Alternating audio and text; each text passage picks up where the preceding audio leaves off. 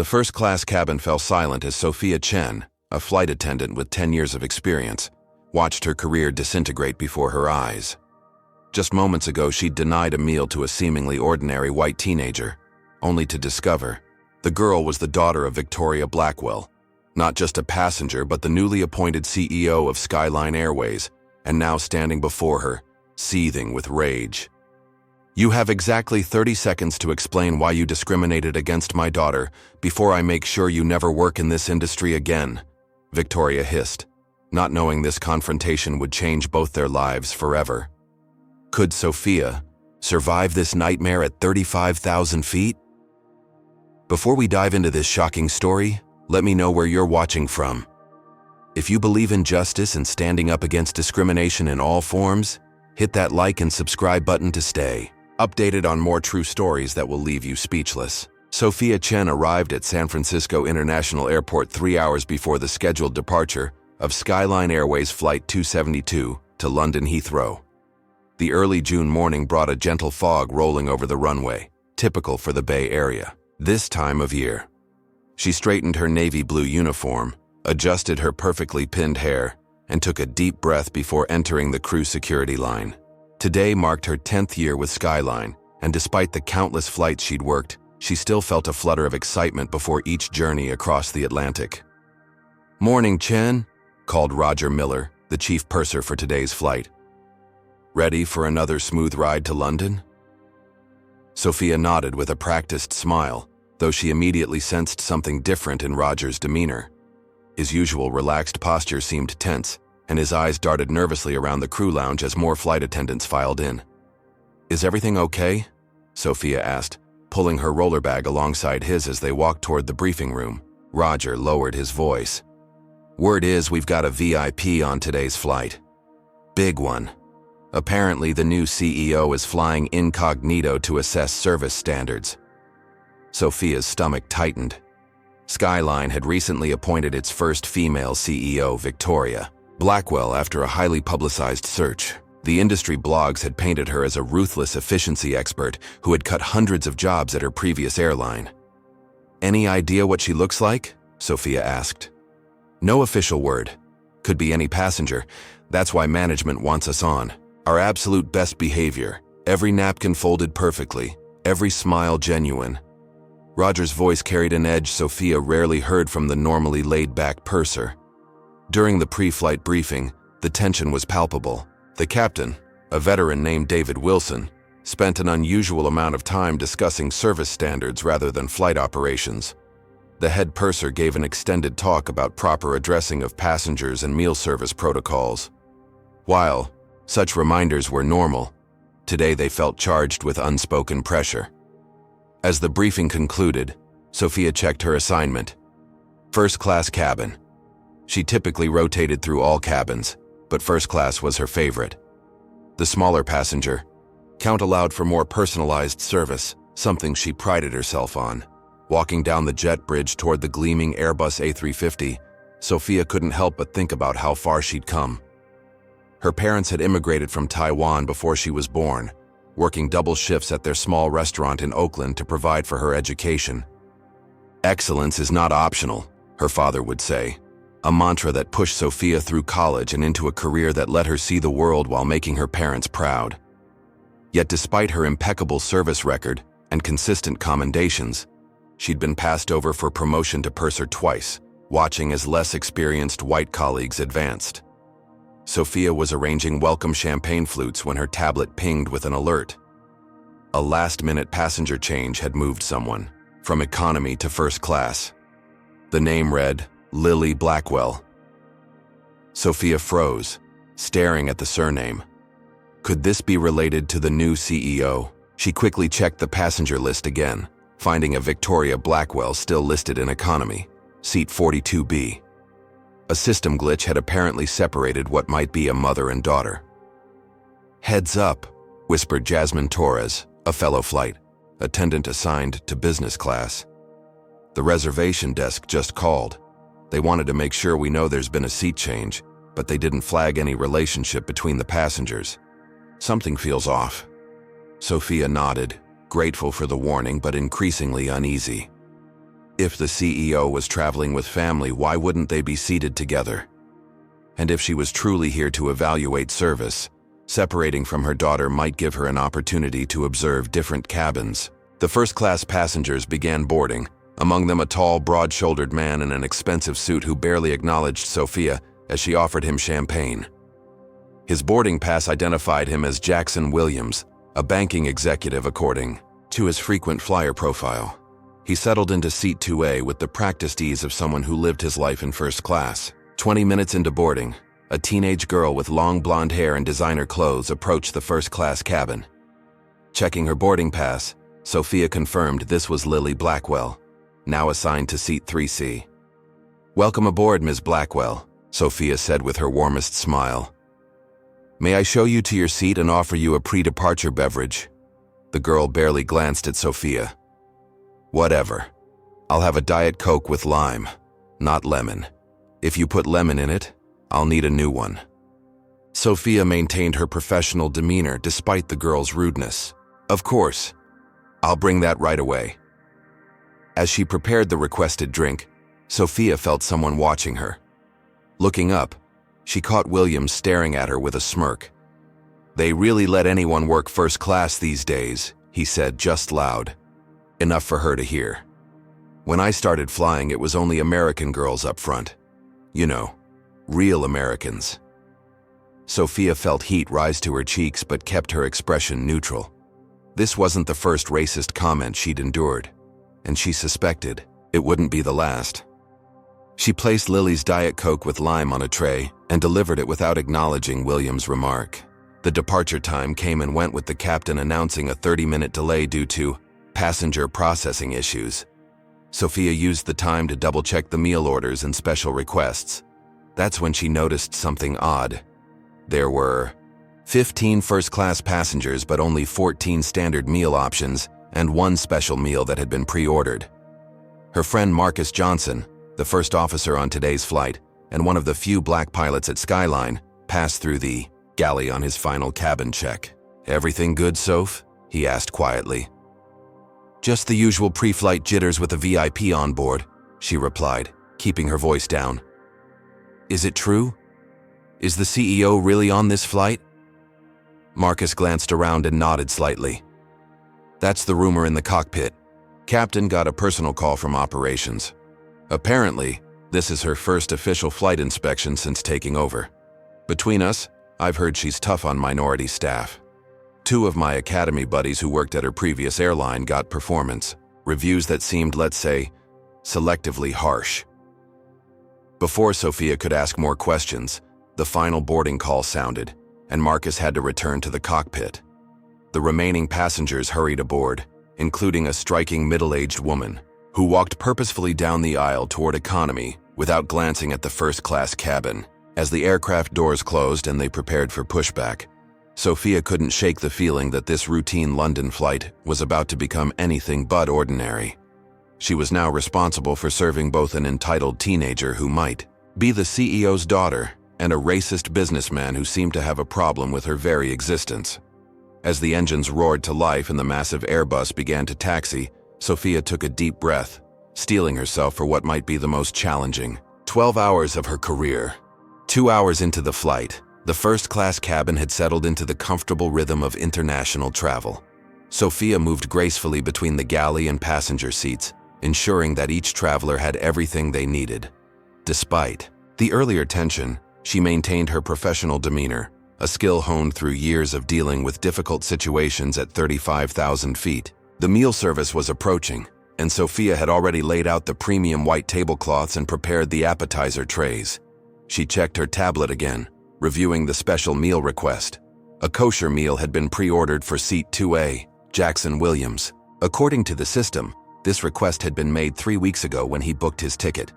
As Sophia began serving the appetizers, she felt a tap on her shoulder. Turning around, she found Marcus, the first officer, who had stepped out of the cockpit during his break. "How's it going out here?" he asked quietly. "Managing," Sophia replied with a tight smile. "Though our friend in 2A has made several comments about foreigners taking American jobs, the usual." Marcus shook his head. You'd think people paying thousands for a ticket would have better manners. Just wanted to give you a heads up that the captain received another call from headquarters asking about service quality. They're definitely monitoring this flight closely. Sophia thanked him for the warning as he returned to the cockpit. She continued serving, trying to ignore the way Williams deliberately avoided eye contact when accepting his appetizer, or how he spoke over her when she explained the menu options. When Sophia reached Lily Blackwell's seat, the teenager was scrolling through her phone, seemingly oblivious to the fact that electronic devices should be in airplane mode. "Ms. Blackwell, would you like to start with the smoked salmon or the burrata salad?" Sophia asked. Lily looked up with a bored expression. "Neither.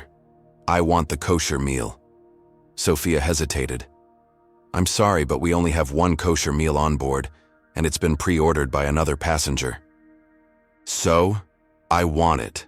I'm sure it's better than the regular options," Lily insisted, her voice rising slightly.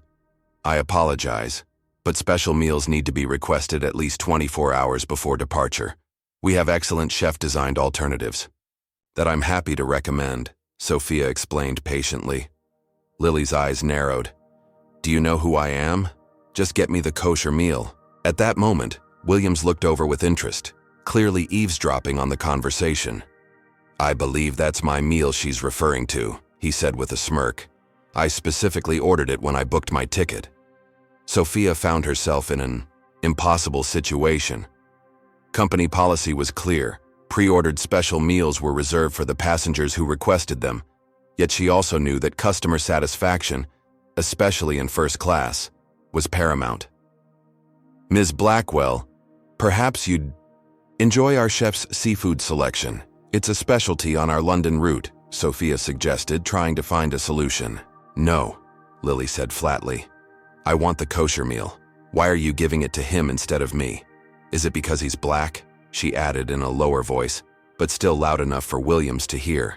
Sophia was stunned by the accusation, especially given Williams' earlier racist remarks toward her.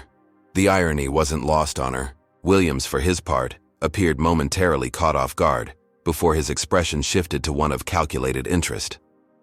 "I'm just following our meal service protocol, Ms. Blackwell," Sophia explained, maintaining her composure. "Mr. Williams pre-ordered this special meal weeks ago, and we only carry the exact number of special meals that have been requested." "This is ridiculous," Lily huffed. "I'm going to talk to someone about this." With that, she unbuckled her seatbelt and stormed off toward the economy cabin. Sophia served Williams his kosher meal, which he accepted with a mock, gracious nod. "Interesting how some people think they can get whatever they want just because of who they are," he remarked, "or who their parents are." The comment sent a chill down Sophia's spine. Did Williams know something about Lily that she didn't? When meal service concluded, Sophia documented the incident in the flight log as required by company policy. Jasmine passed through the first-class cabin and paused near Sophia. "Everything okay?" "I saw the Blackwell girl storm back to economy," she whispered. "She wanted the kosher meal that was pre-ordered by another passenger. When I explained our policy, she wasn't happy," Sophia replied. Jasmine bit her lip. "Be careful, I overheard some of the crew talking. That girl might be related to someone important." What would you have done in Sophia's position? Would you have broken company policy to please an entitled teenager? Comment number 1, if you believe Sophia was right to follow protocol, or number 2, if you think she should have given Lily the meal she wanted. Don't forget to hit like and subscribe if you believe in standing up for what's right, even when it's difficult. The question remains, what exactly was Lily doing when she stormed off to economy class? And who was she really going to complain to? The next few minutes would change Sophia's life forever, but not in the way anyone could have predicted. Sophia continued her duties in the first-class cabin, trying to ignore the unsettled feeling in her stomach. The transatlantic flight had reached its cruising altitude of 37,000 feet, the massive Airbus cutting through the night sky at nearly 600 miles per hour. Outside the windows, nothing but darkness and distant stars. Inside, the soft cabin lighting created an atmosphere of luxury and calm, a stark contrast to the storm brewing within Sophia. 40 minutes had passed since Lily Blackwell had stormed off to economy. The girl hadn't returned to her first-class seat, and Sophia found herself checking the cabin entrance more frequently than necessary. The other passengers had settled in, some watching movies on their screens, others already drifting to sleep under premium blankets. Jackson Williams nursed a glass of 18-year-old scotch, occasionally glancing in Sophia's direction with a knowing smirk. "Expecting someone?" he asked when he caught her looking toward the curtain separating first class from business. Sophia offered a professional smile. "Just ensuring all passengers have what they need, sir. Can I refresh your drink?" Williams declined with a wave of his hand, but the smug expression remained. "I'd worry more about yourself than my drink if I were you." Before Sophia could respond, the curtain parted. A woman stepped through, the same striking figure Sophia had noticed boarding late and heading to economy. Now, in the better lighting of first class, her features were unmistakably similar to Lily's, though with the sharpened edges that come with age and authority. She wore a tailored charcoal suit that exuded power, her blonde hair pulled back in a severe bun. Her eyes, cold and calculating, locked onto Sophia immediately. "Are you the senior cabin attendant for this section?" the woman demanded, loud, enough that several passengers looked up from their entertainment screens. Sophia nodded, straightening her posture. "Yes, ma'am. I'm Sophia Chen, your first-class cabin attendant.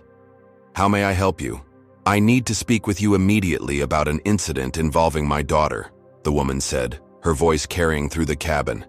"It seems we have a serious issue of discriminatory treatment on this aircraft." Sophia felt her professional mask beginning to crack. "Perhaps we could discuss this in the galley, ma'am, for privacy." "No," the woman replied firmly. "I believe this should be addressed here and now. My daughter was denied a meal that was instead given to another passenger. I want to understand why." The entire first-class cabin had gone silent. Even those with headphones had removed them, the promise of mid-flight drama too enticing to ignore. Williams had set down his scotch and was watching with undisguised interest. "Ma'am, as I explained to your daughter, special meals must be pre-ordered, and Mr. Williams in 2A had requested the kosher meal when he booked his ticket. We only carry the exact number of special meals that have been requested," Sophia explained, keeping her voice steady. The woman's eyes narrowed. "Let me be very clear about who I am. My name is Victoria Blackwell. As of last month, I am the Chief Executive Officer of Skyline Airways." She pulled out a company ID card with the executive insignia, holding it up for Sophia and anyone else watching to see. "And what I just witnessed was a clear case of racial discrimination against my daughter."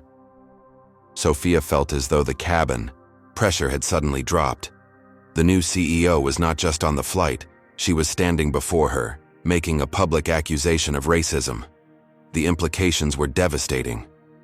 "Ms. Blackwell, I assure you that race had nothing to do with my decision," Sophia said, fighting to keep her voice from trembling. "I was simply following company protocol regarding pre-ordered special meals." Victoria's laugh was short and cold. "Protocol? Let me tell you about protocol, Miss Chen. Protocol is ensuring that all passengers are treated equally, regardless of their race. My white daughter was denied a meal that was given to a black passenger. Those are the facts." The cruel irony of being accused of anti-white racism by a white woman, especially after enduring Williams's racist comments earlier, was not lost on Sophia. She opened her mouth to explain that Williams had pre-ordered the meal weeks in advance, but Victoria cut her off. "I've been watching this flight carefully, Ms. Chen. I've observed how you interact with different passengers, and what I've seen is troubling. Very troubling." Sophia felt a flash of indignation. "Ms. Blackwell, with all due respect, I've been with Skyline Airways for 10 years. My service record is exemplary. I have never discriminated against any passenger." Victoria's expression hardened. "Your personnel file tells a different story. 2 customer complaints last year, both from white passengers. Coincidence?" Sophia was stunned.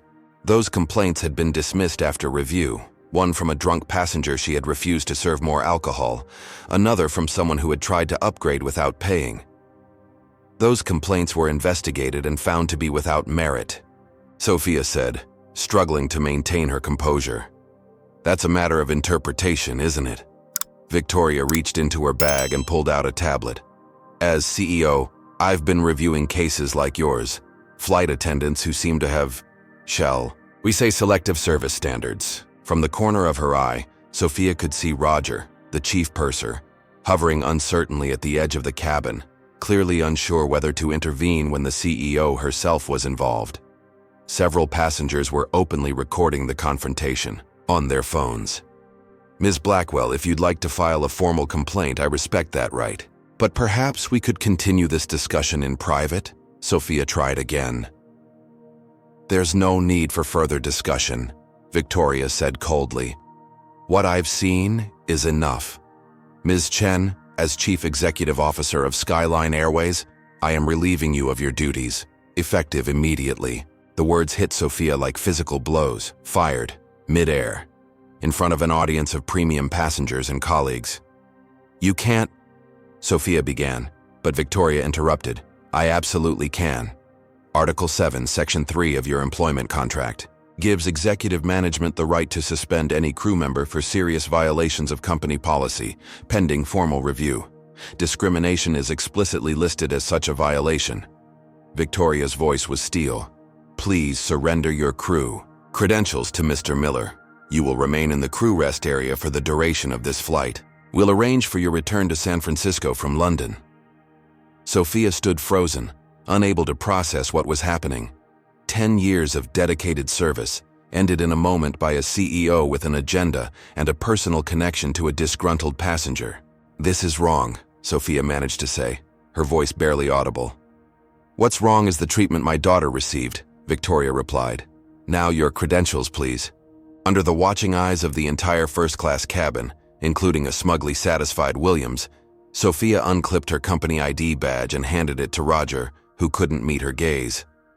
Please escort Ms. Chen to the crew rest area, Victoria, instructed Roger, and have someone collect her personal items from the crew stations. As Sophia followed Roger through the galley, legs moving mechanically, she heard Victoria addressing the first-class passengers.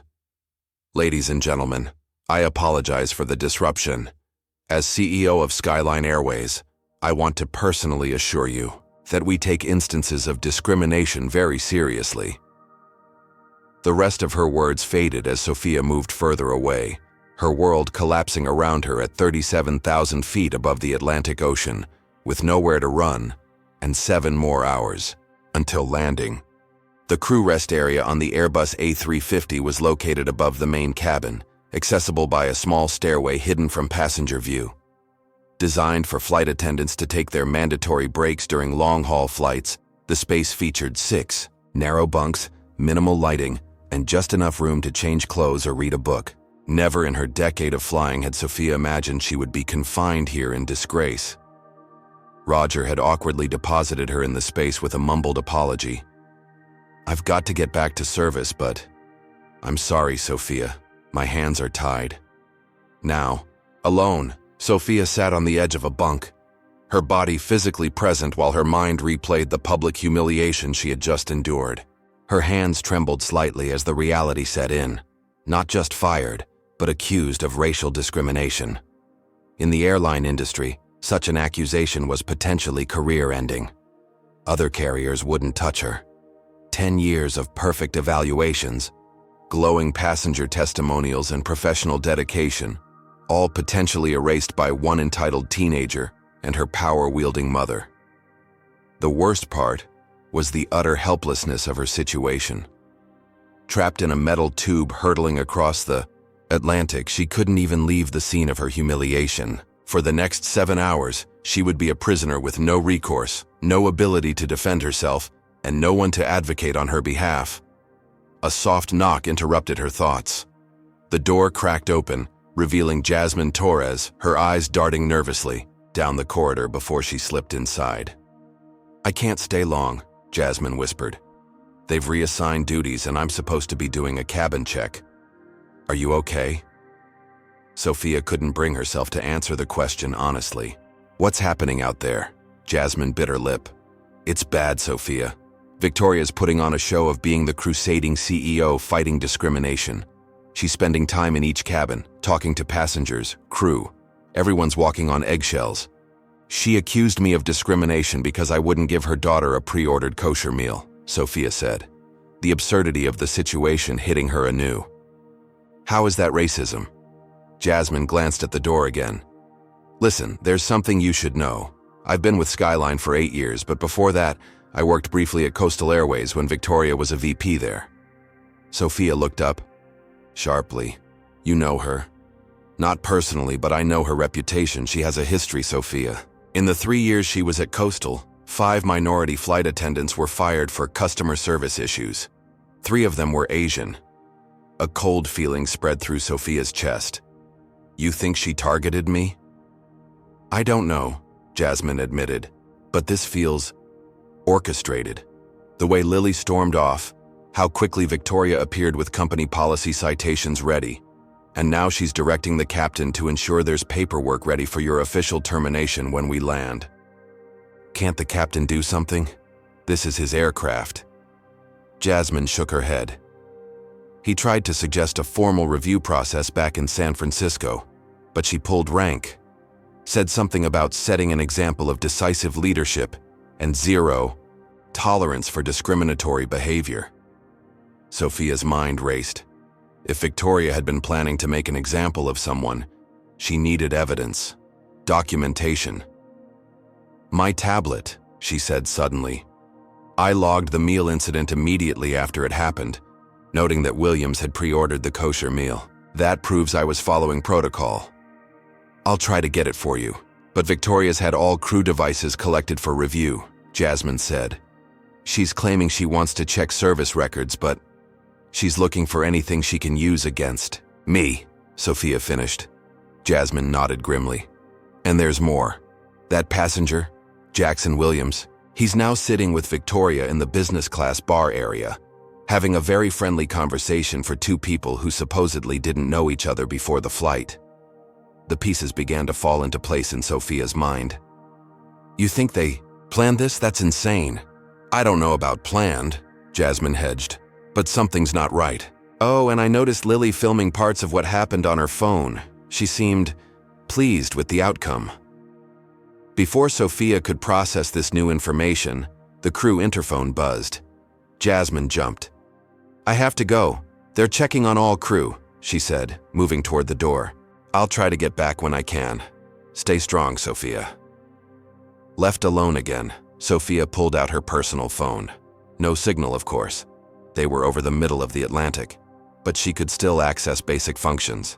She opened her email app and began composing a message to herself, documenting everything that had happened with timestamps and details, planning to send it once they landed. As she typed, an alert from the aircraft's Wi-Fi system popped up. A standard message about being able to purchase internet access for $29.99. Sophia hesitated, then entered her credit card information. It was expensive, but right now, documentation was her only defense. Once connected, she opened her work email and forwarded the meal incident report she had filed earlier to her personal account, along with several passenger compliments from previous flights.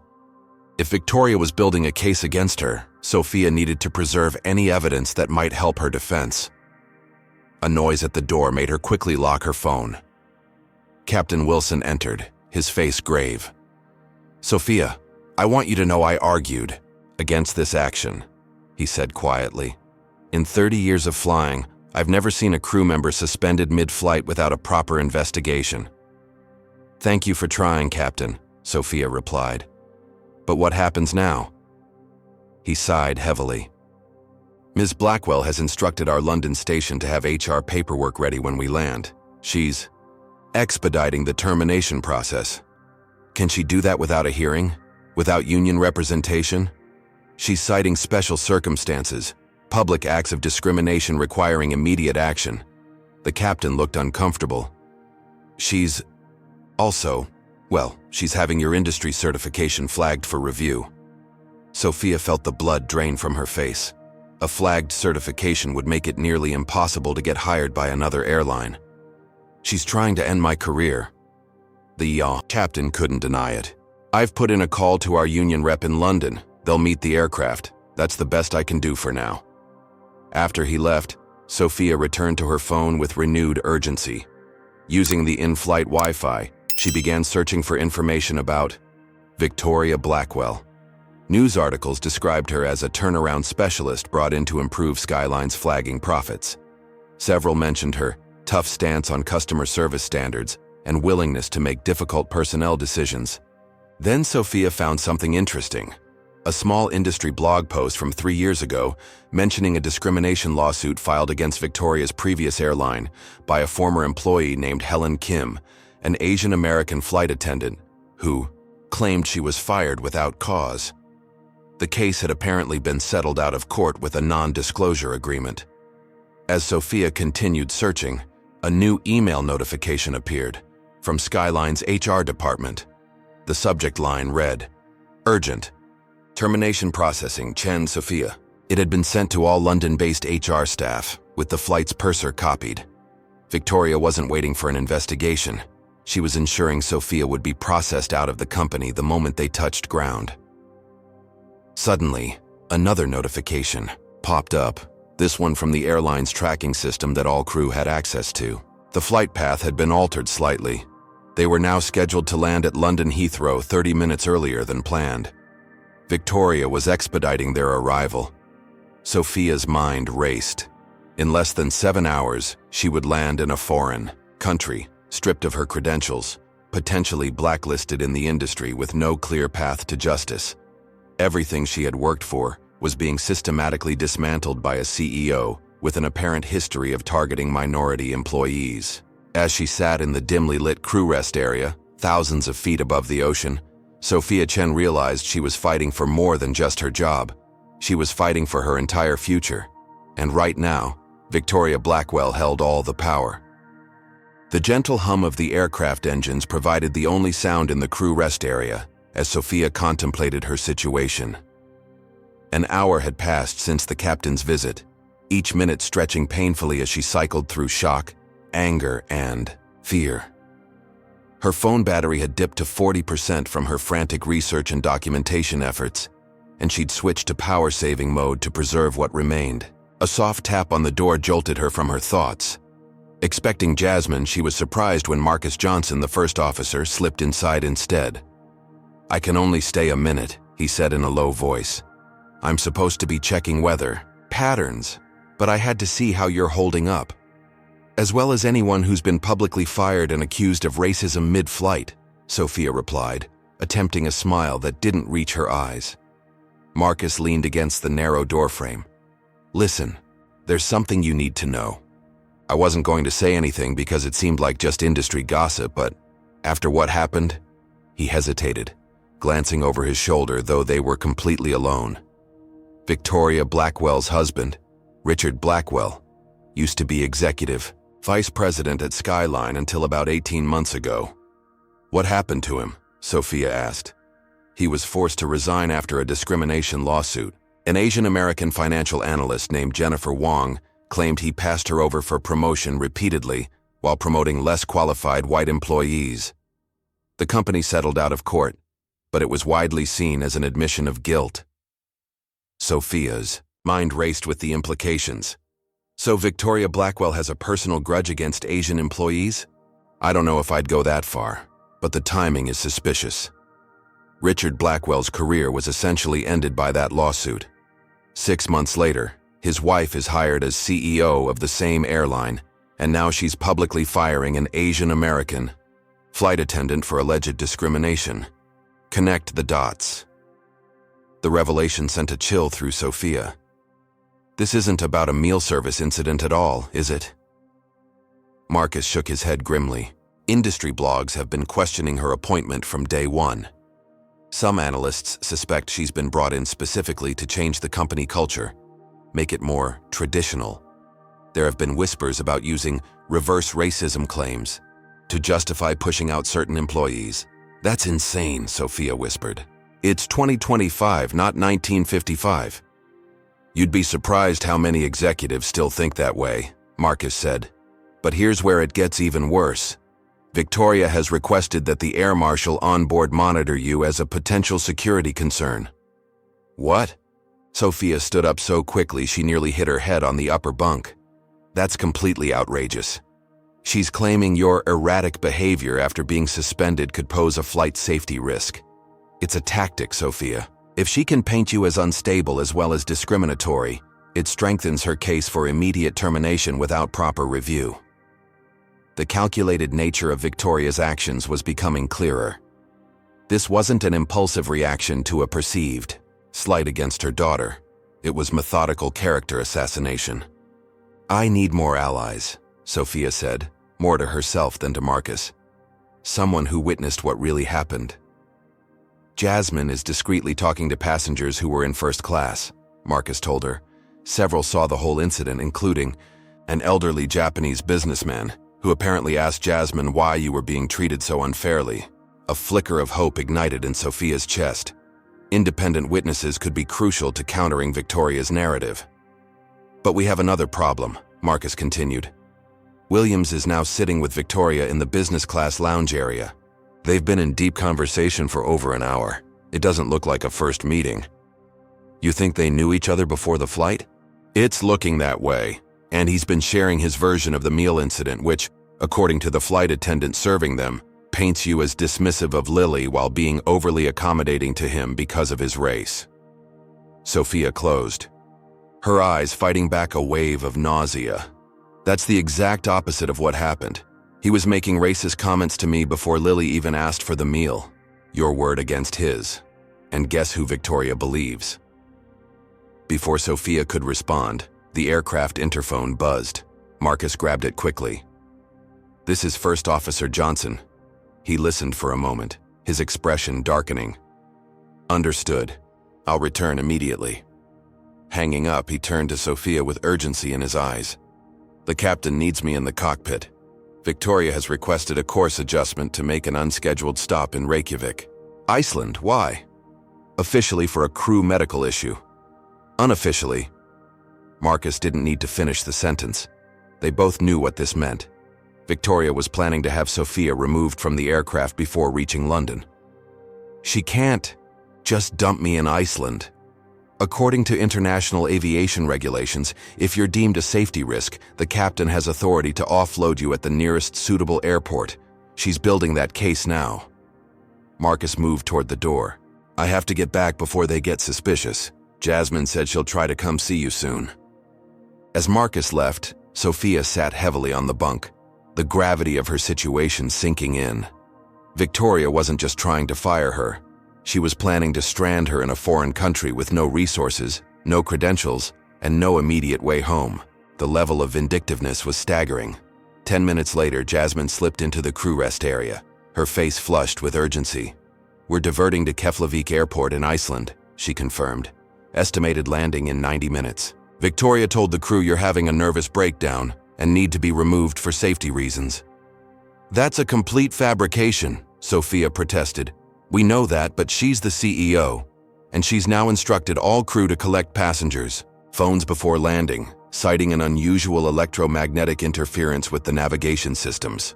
She's trying to prevent anyone from recording what happens in Iceland," Sophia realized, "or from keeping evidence of what already happened."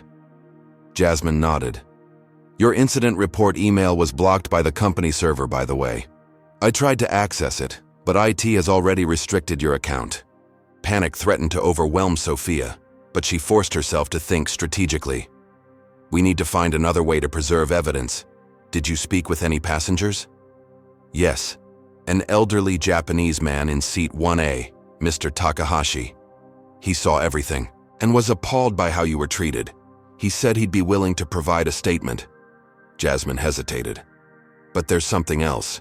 He mentioned seeing Williams and Victoria speaking together in the terminal before boarding. He remembered because they seemed to be arguing about something." This confirmed Sophia's growing suspicion that the entire incident had been orchestrated, but proving it would be challenging, especially now that Victoria was confiscating potential evidence and planning to remove her from the flight before reaching London. "I need to hide," Sophia said suddenly. "Not forever. Just long enough to think and gather whatever evidence I can." "Hide? Where?" "We're on an airplane. The business class lavatory on the port side. It's larger than the others and has that storage cabinet. If I'm not in the crew rest area when they come to escort me off in Iceland, it might buy me some time. Jasmine looked skeptical but nodded. I'll create a distraction when we begin our descent. But Sophia, what exactly are you hoping to find? Sophia thought for a moment. The original passenger manifest.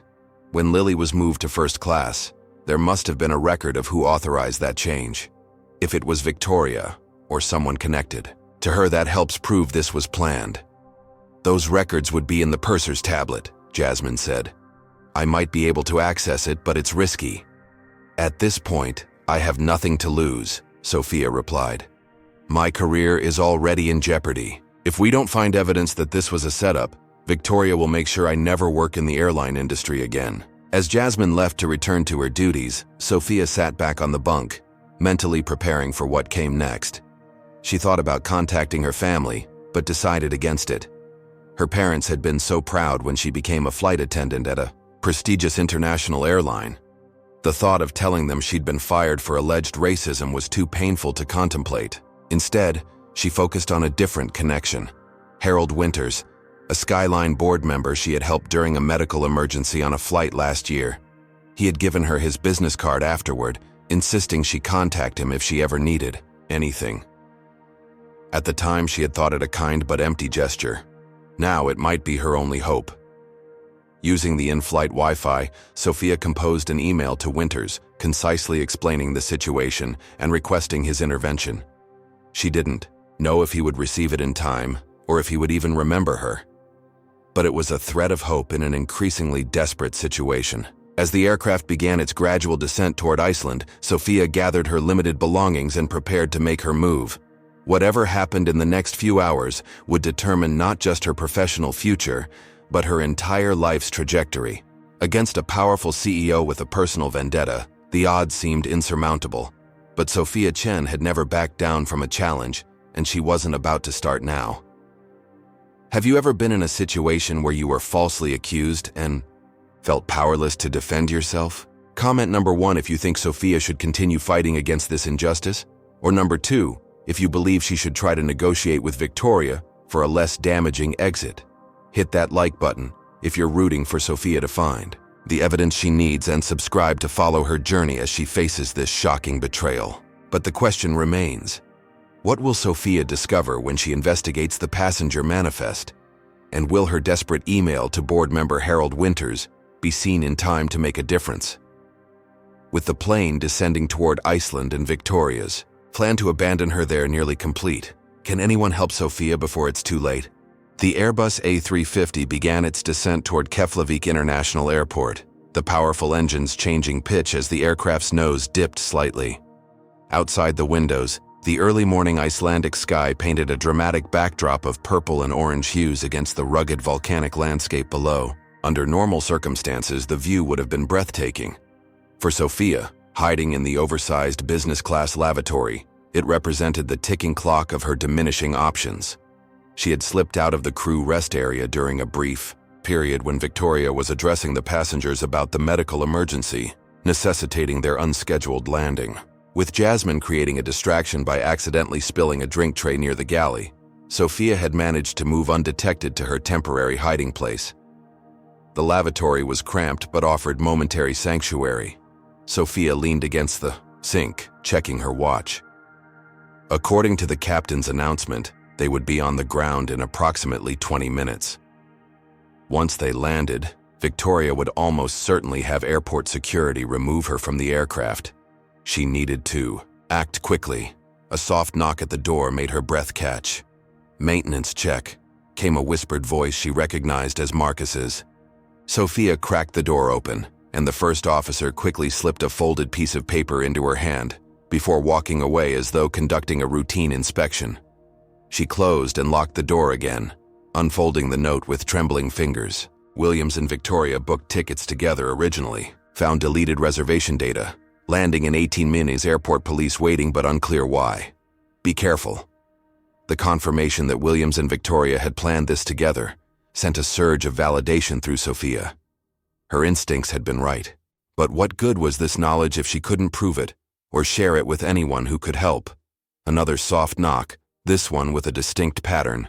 Jasmine's signal. Sophia opened the door just enough for her colleague to pass a tablet through the gap. Roger's device, Jasmine whispered.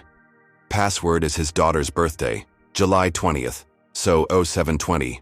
I can only leave it for 5 minutes before he'll notice it's missing. Sophia quickly entered the password, accessing the chief purser's system. She navigated to the passenger manifests, scrolling through the various versions saved throughout the booking process. Most airlines maintain these records to track changes and resolve disputes about seating arrangements or special requests. At first glance, everything appeared normal until she got to the manifest from 3 days prior. There it was. Jackson Williams and Victoria Blackwell had been booked together in first class, with Lily Blackwell in business class. Then, 12 hours before departure, their reservations were split and partially rebooked. Victoria moved herself to economy. Williams stayed in first, and Lily was initially in business before being upgraded to first class just before boarding. The pattern was clear. They had deliberately separated to create the conditions for the confrontation over the meal. But why go to such elaborate lengths just to target a random flight attendant? Sophia opened the notes section of Williams's passenger profile and found her answer. A special service request noted, passenger requesting Chen, S as cabin attendant, if on duty rotation. They hadn't just planned the confrontation, they had specifically requested her. Before she could investigate further, the tablet pinged with an incoming message from Victoria to all crew members.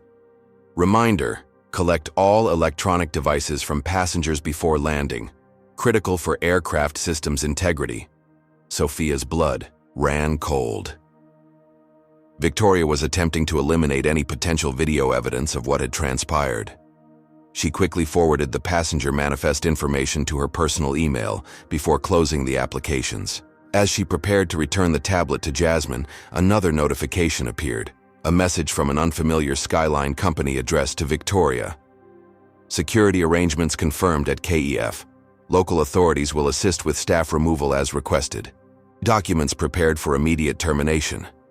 They were ready for her in Iceland, not just to remove her from the flight, but to process her termination on foreign soil, where she would have even fewer protections or resources. A gentle tap on the door signaled Jasmine's return.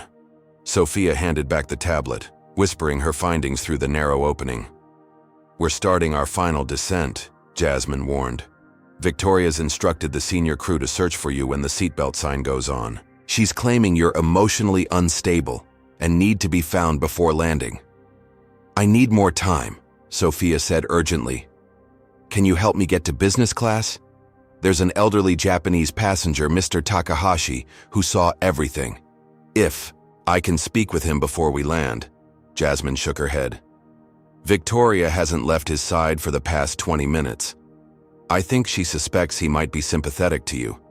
She's been very attentive, offering him complimentary upgrades on future flights. She's buying his silence, Sophia realized. Not successfully, Jasmine replied with a hint of a smile. He's been pretending not to understand her very well, but he told me in perfect English that he thinks this whole situation is, and I quote, disgraceful corporate bullying. This small ray of hope was interrupted by the captain's voice over the PA system.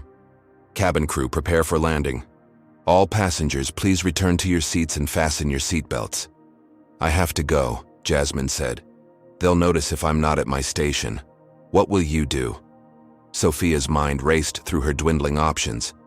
I'll return to the crew rest area. Hiding won't solve anything, and it might make me look guilty. But now I have evidence this was planned. I just need to figure out how to use it. As Jasmine hurried back to her position, Sophia carefully made her way through the dimly lit cabin, using the distraction of landing preparations to return to the crew rest area unnoticed. Once inside, she pulled out her phone to check if Harold Winters had responded to her desperate email. Nothing. The aircraft began its final approach to Keflavik, the engines growing louder as they descended through clouds toward the runway. Sophia braced herself against the gentle turbulence, her mind working furiously to formulate a plan. If Victoria had airport security waiting to remove her, she would have minimal time to state her case or present her evidence. A sudden thought struck her. Mr. Takahashi had seen Williams and Victoria together before boarding. If he had recorded any of the subsequent incidents on the flight, before Victoria's order to collect electronic devices, that could be crucial evidence. But how could she reach him with Victoria guarding him so closely? The gentle bump of touchdown jarred her from her thoughts. They had landed in Iceland. Within minutes, Victoria would send someone to escort her off the aircraft. Once removed from the flight, she would lose access to any potential witnesses or evidence. Sophia quickly composed text messages to both Marcus and Jasmine with everything she had discovered, setting them to send automatically once her phone detected a cellular network. If nothing else, she would ensure others knew the truth, even if she couldn't protect herself. As the aircraft taxied to its designated stand, Sophia heard footsteps approaching the crew rest area. This was it. Taking a deep breath, she stood tall, determined to face whatever came next with dignity. The door opened to reveal Roger, the chief purser, accompanied by a man in an airport security uniform. Roger couldn't meet her eyes as he said, "Sophia Chen, this officer will escort you from the aircraft. Ms. Blackwell has authorized your immediate removal and processing." "On what grounds?" Sophia asked, her voice steadier than she felt. "The paperwork cites discriminatory behavior and potential safety risk to ongoing flight operations," the security officer replied in accented English. "Please come with me. Now." As Sophia gathered her personal belongings, she noticed something unexpected.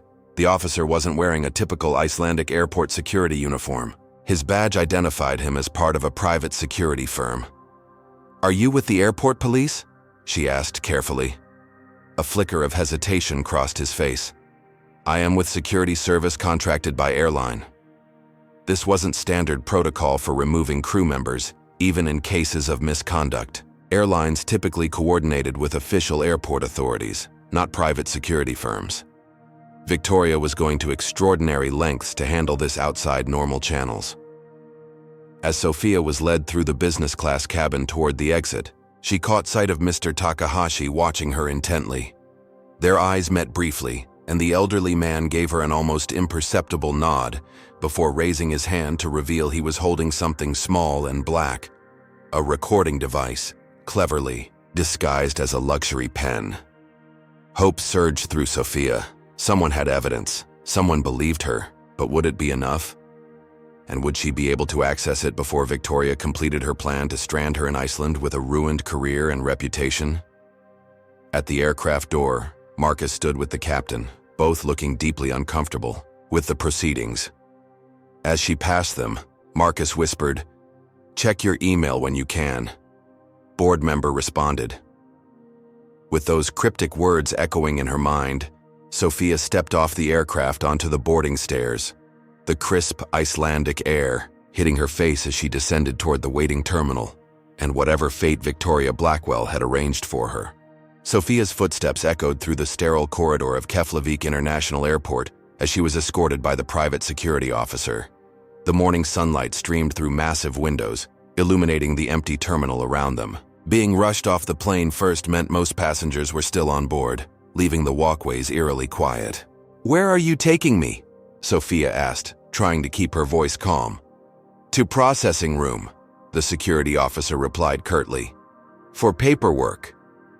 Ahead, Sophia could see the main terminal area, and more importantly, a group of official-looking individuals in Icelandic police uniforms. Their presence was unusual for a simple medical diversion. As they approached, one of the officers stepped forward, his expression serious. "Is this the person from the aircraft?" he asked the security guard in English. "Yes, this is crew member being removed." The police officer studied Sophia carefully. "Your name is Sophia Chen?" She nodded, uncertain of what was happening, but sensing that these actual law enforcement officers hadn't been briefed on Victoria's version of events. "And you work for Skyline Airways?" "Yes, for 10 years, until about 3 hours ago, apparently," she replied. The officer exchanged glances with his colleagues before turning back to her. "We need to speak with you, but not about your employment status. We are looking for passenger Jackson Williams. He was supposed to exit the aircraft first." Sophia blinked in surprise. "Williams? Why are you looking for him?" That is police matter, the officer stated firmly, before addressing the private security guard. You may return to the aircraft. We will handle Ms. Chen from here. The security guard hesitated. But I have instructions to process her termination. That is not our concern. We have priority. The officer's tone left no room for argument. As the confused security guard retreated, Sophia found herself being led to a small conference room off the main terminal. Inside, another officer was setting up recording equipment. Ms. Chen, I am Detective Johnson with the Financial Crimes Unit, the first officer explained once the door closed. We have been tracking Mr. Williams for several months regarding a series of investment frauds across Europe. When his name appeared on the manifest for this diverted flight, we arranged to meet the aircraft. Sophia's mind raced. Williams was a wanted criminal. This added another layer to an already complex situation. Detective, I believe Mr. Williams and our CEO, Victoria Blackwell, are working together. They orchestrated an incident on board to have me fired. The detective's expression remained neutral, but he motioned for her to continue. Quickly, Sophia outlined the events of the flight, the meal incident, Victoria's public accusation and firing, and the evidence she'd discovered about their pre-existing relationship and deliberate booking changes. Why would they target you specifically? Johnson asked. I don't know for certain, but I've learned that Victoria's husband lost his position at Skyline following a discrimination lawsuit filed by an Asian American employee. I believe this might be some form of retaliation.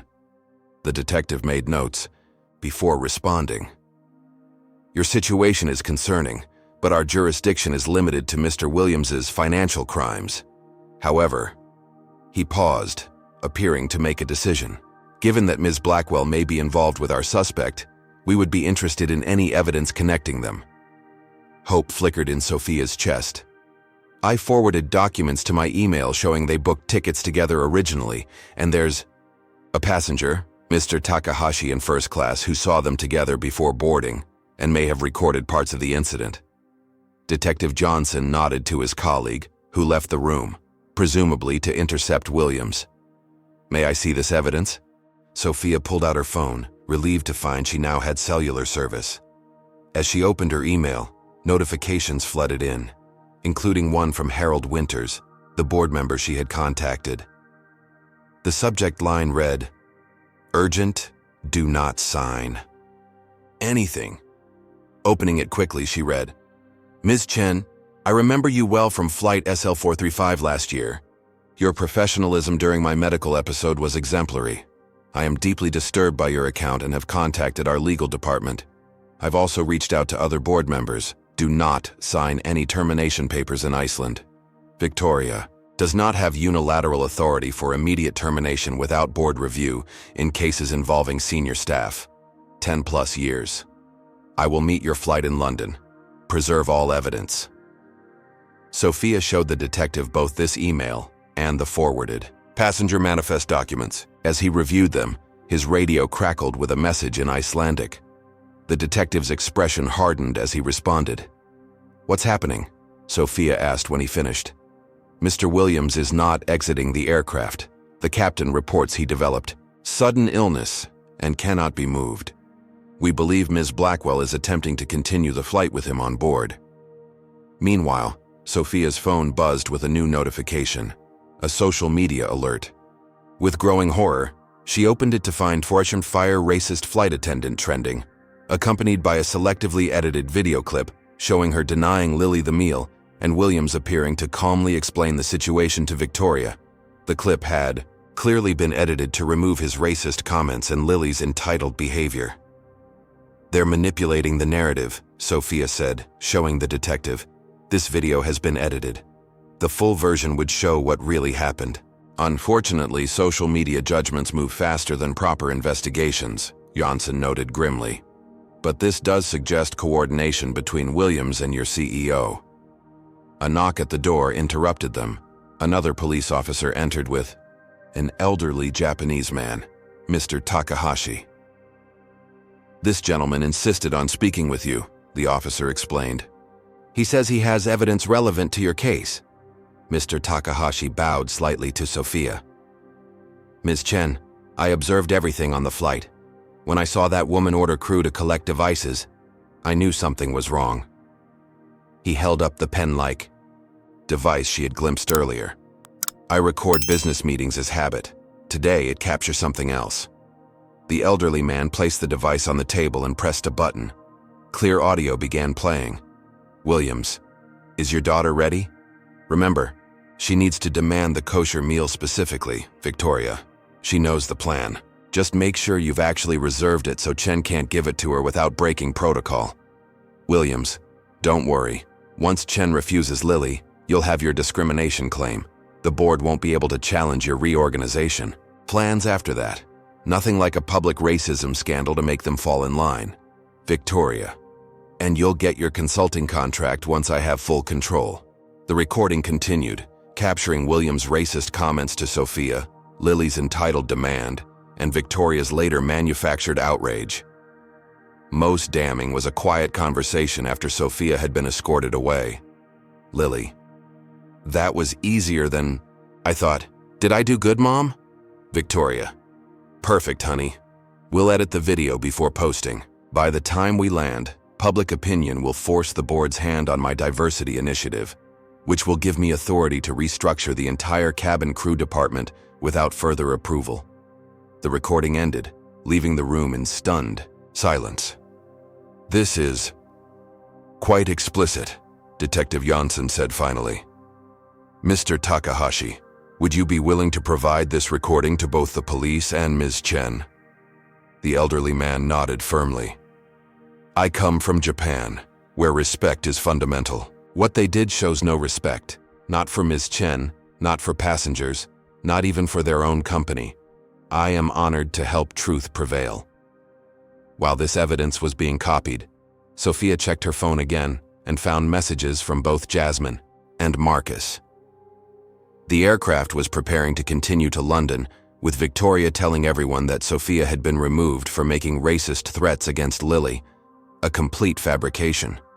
She had also offered Sophia a settlement: admit to racial discrimination, sign a non-disclosure agreement, and receive 3 months severance. Otherwise, she would ensure Sophia was blacklisted throughout the industry. The audacity of the offer, combined with the new evidence, strengthened Sophia's resolve. She would not be bullied into accepting blame for something she hadn't done. Detective Johnson received another radio message, this one causing him to stand abruptly. "Ms. Chen, the aircraft is requesting clearance to depart with Mr. Williams on board. We cannot legally hold the flight without arresting him, which requires proper procedure." "You're going to let him leave?" Sophia asked incredulously. "No," the detective replied with the first smile she'd seen from him. "I'm going to board the aircraft with a warrant. Mr. Williams may think he's escaping, but London Metropolitan Police will be waiting when they land." He paused. "If you wish to continue to London to address your employment situation, I can arrange for you to travel with us." As the detective prepared to board the aircraft, Sophia's phone buzzed with an email notification from the Skyline press office. With trembling fingers, she opened it to find a draft press release, apparently sent to her by mistake. Skyline Airways announces zero-tolerance policy for discrimination. CEO Victoria Blackwell takes swift action. Following an incident of reverse racial discrimination against a minor passenger, Skyline Airways CEO Victoria Blackwell personally intervened to uphold the company's commitment to equality for all passengers. The press release went on to detail how Victoria had courageously confronted entrenched discriminatory practices and would be launching a company-wide initiative to re-examine hiring and promotion practices that may have unfairly favored minority candidates.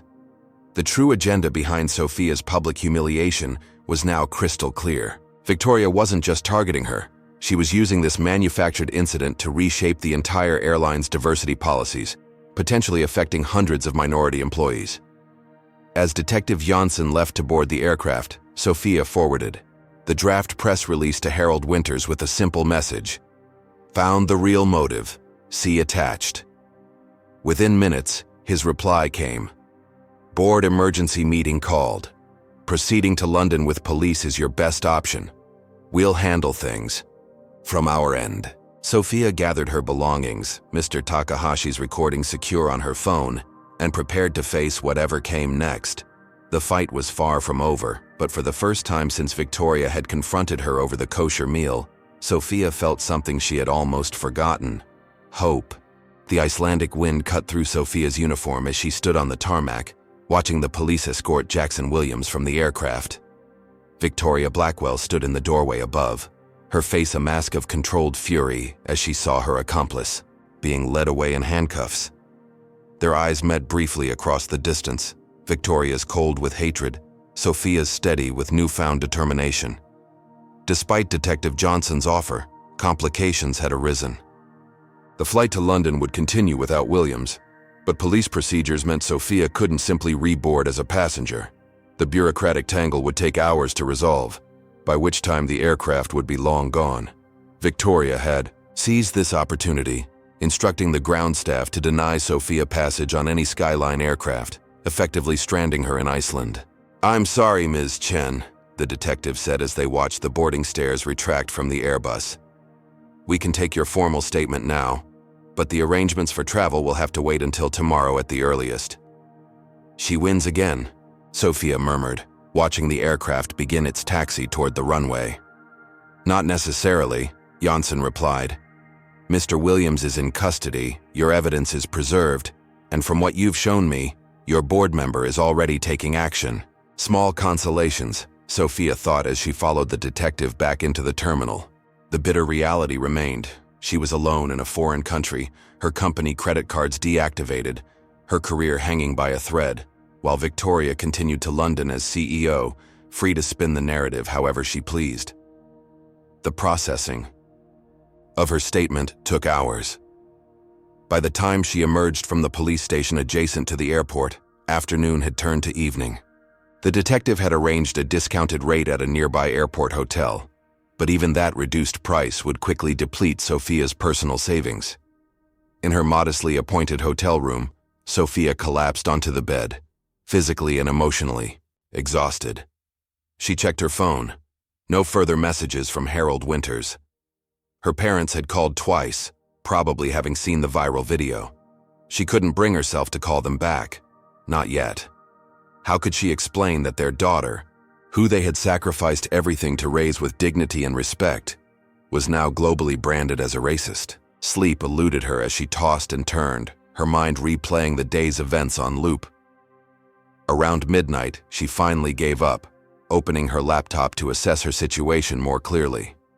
Her first shock came when she tried to access her Skyline employee portal. Account suspended flashed on the screen. Victoria had wasted no time. Her second shock came from her email inbox, flooded with notifications from social media platforms and news alerts, all referencing the trending hashtag, #FireRacistFlightAttendant. Attendant. The manipulated video had spread like wildfire, generating thousands of outraged comments from people who knew nothing about the actual circumstances. Sophia watched in horror as strangers dissected her every facial expression and movement, declaring her obviously racist and the face of airline discrimination. Even more disturbing were the airline industry forums, where anonymous sources claimed she had a history of problematic behavior and favoritism toward minority passengers.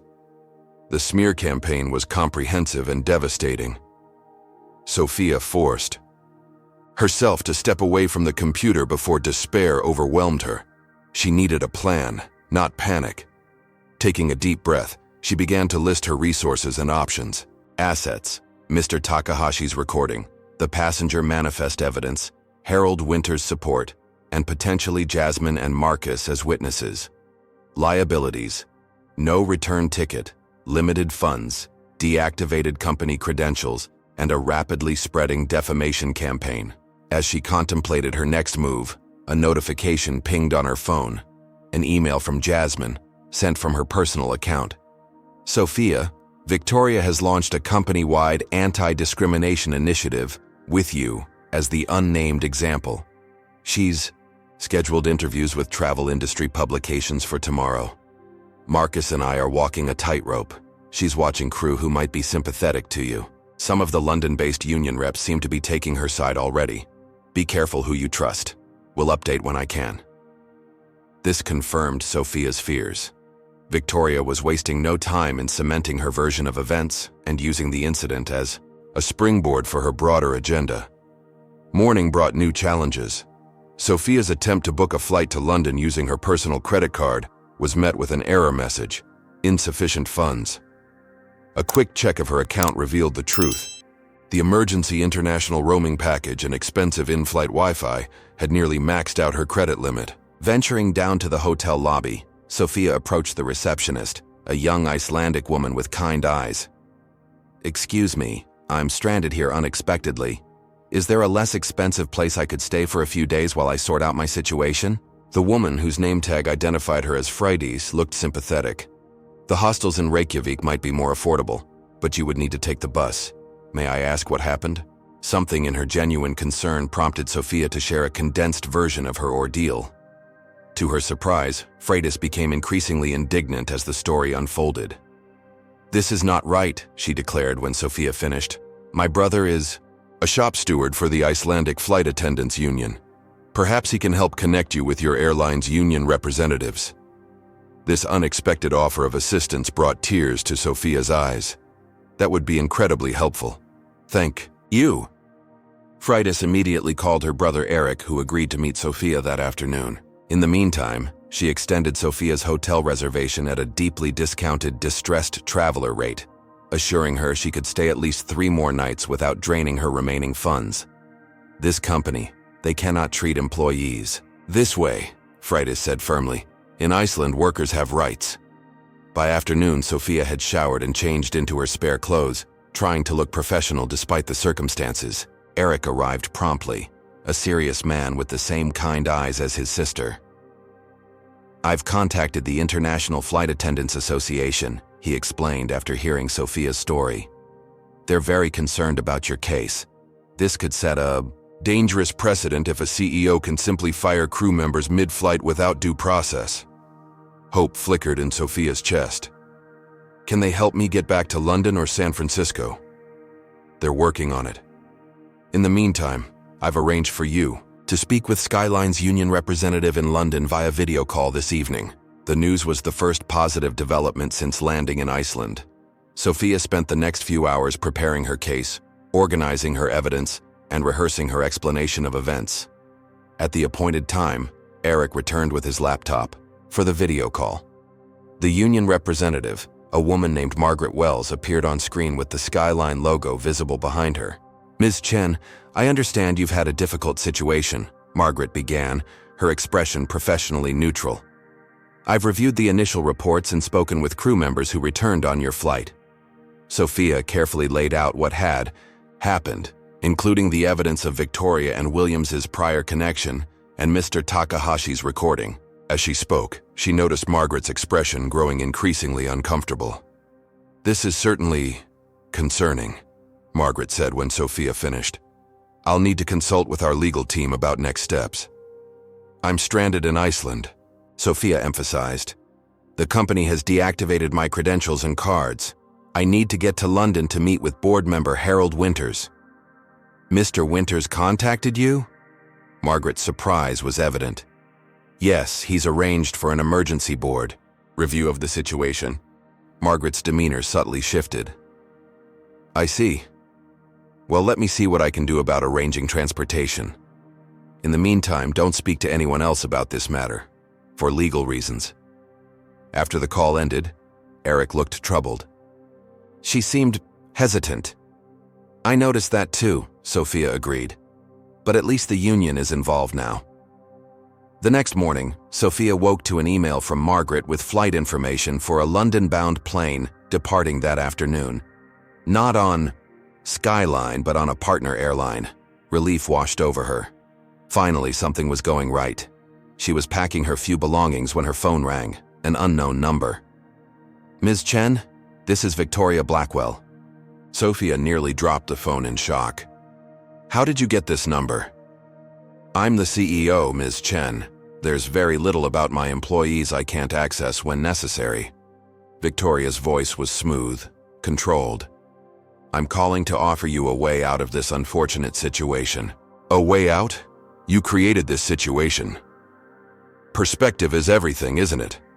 From my view, you discriminated against my daughter, creating a public relations crisis for our airline. From yours, you're the victim of some elaborate conspiracy." Victoria paused. "But what matters now is resolving this efficiently." "What are you proposing?" Sophia asked cautiously. "A clean break. Sign the separation agreement my legal team has prepared, which includes a non-disclosure clause and an admission of improper service judgment, and you'll receive 3 months severance pay plus neutral references for future employment." "You want me to admit to discrimination I didn't commit?" "I want this to go away, Ms. Chen. The alternative is much less pleasant. Without an agreement, we'll proceed with a formal termination for cause, which will include flagging your industry, certification for review. You'll never work for another major airline again." The threat was clear. Admit guilt or be blacklisted. "I have evidence that you and Williams planned this entire incident," Sophia countered. "Mr. Takahashi recorded your conversations." A moment of silence then.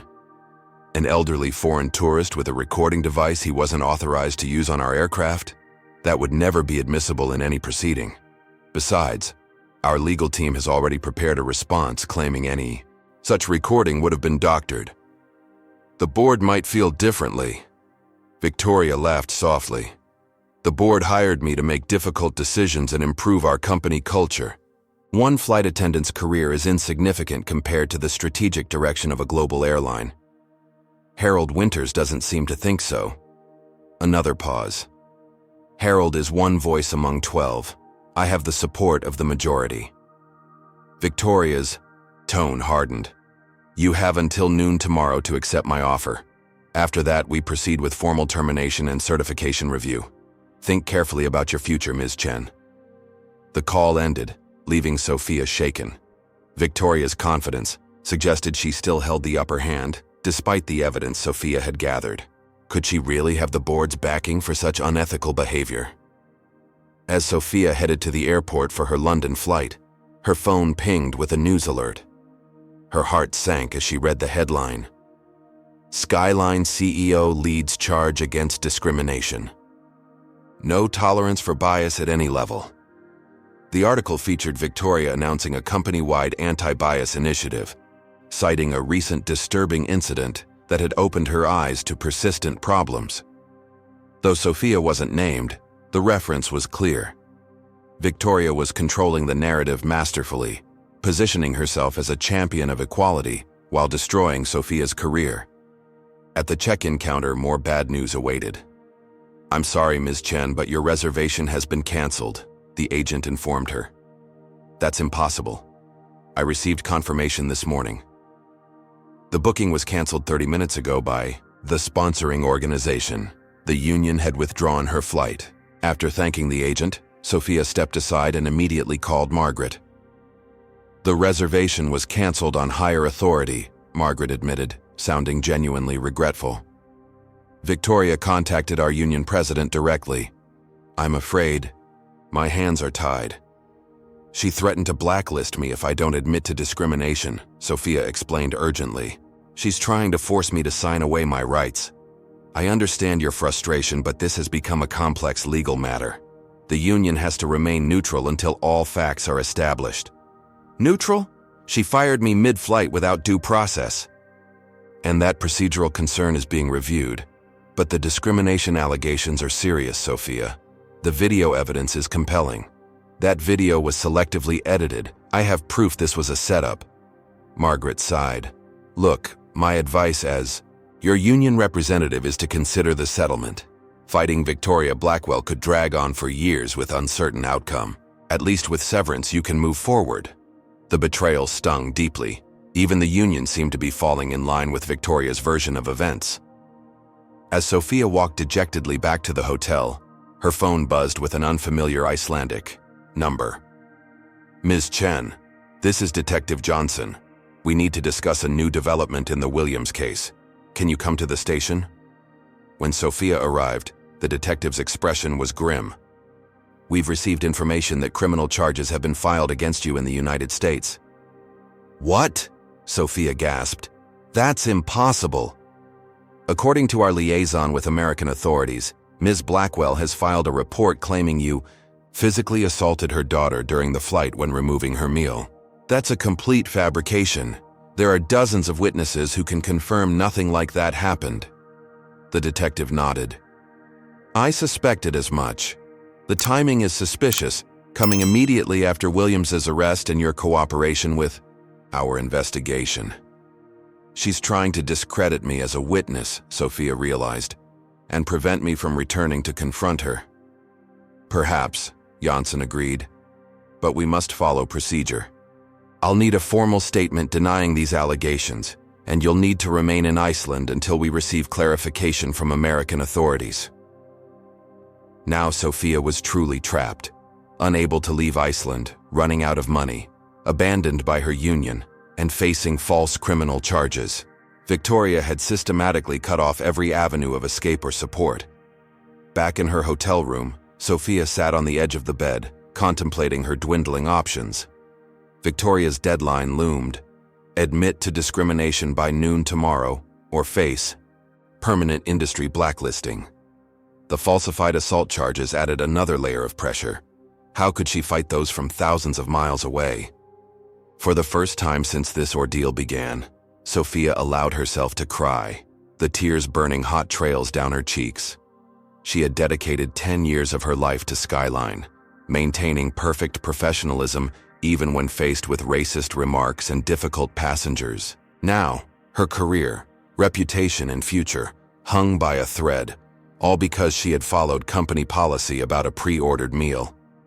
As darkness fell over Iceland, Sophia Chen faced her darkest hour. Alone in a foreign country, her resources nearly depleted, seemingly abandoned by those who should protect her, she had to make an impossible choice: surrender to injustice or continue fighting against increasingly insurmountable odds.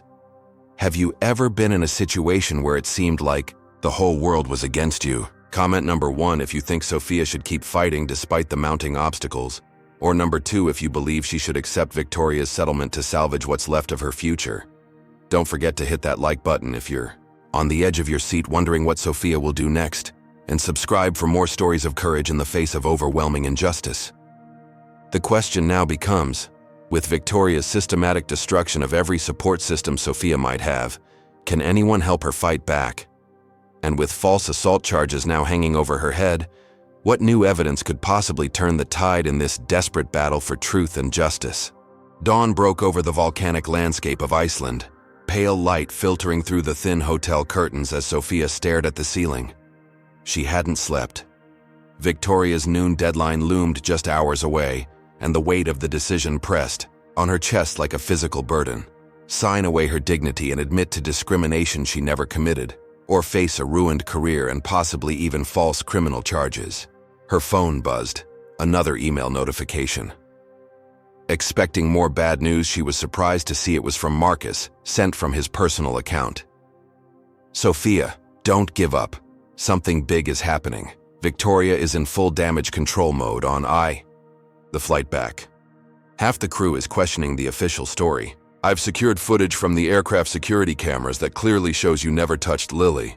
Jasmine and I are gathering statements from passengers who witnessed everything. Stay strong. Justice is coming. The message brought tears to her eyes, tears of relief, of gratitude that not everyone had abandoned her. But questions remained. Would it be enough? And would it arrive in time? A knock at her door startled her. Opening it cautiously, she found Freitas, the hotel receptionist who had been so kind to her. Ms. Chen, I have news, she said urgently. My brother Eric says someone has leaked Victoria Blackwell's employment records from her previous airlines.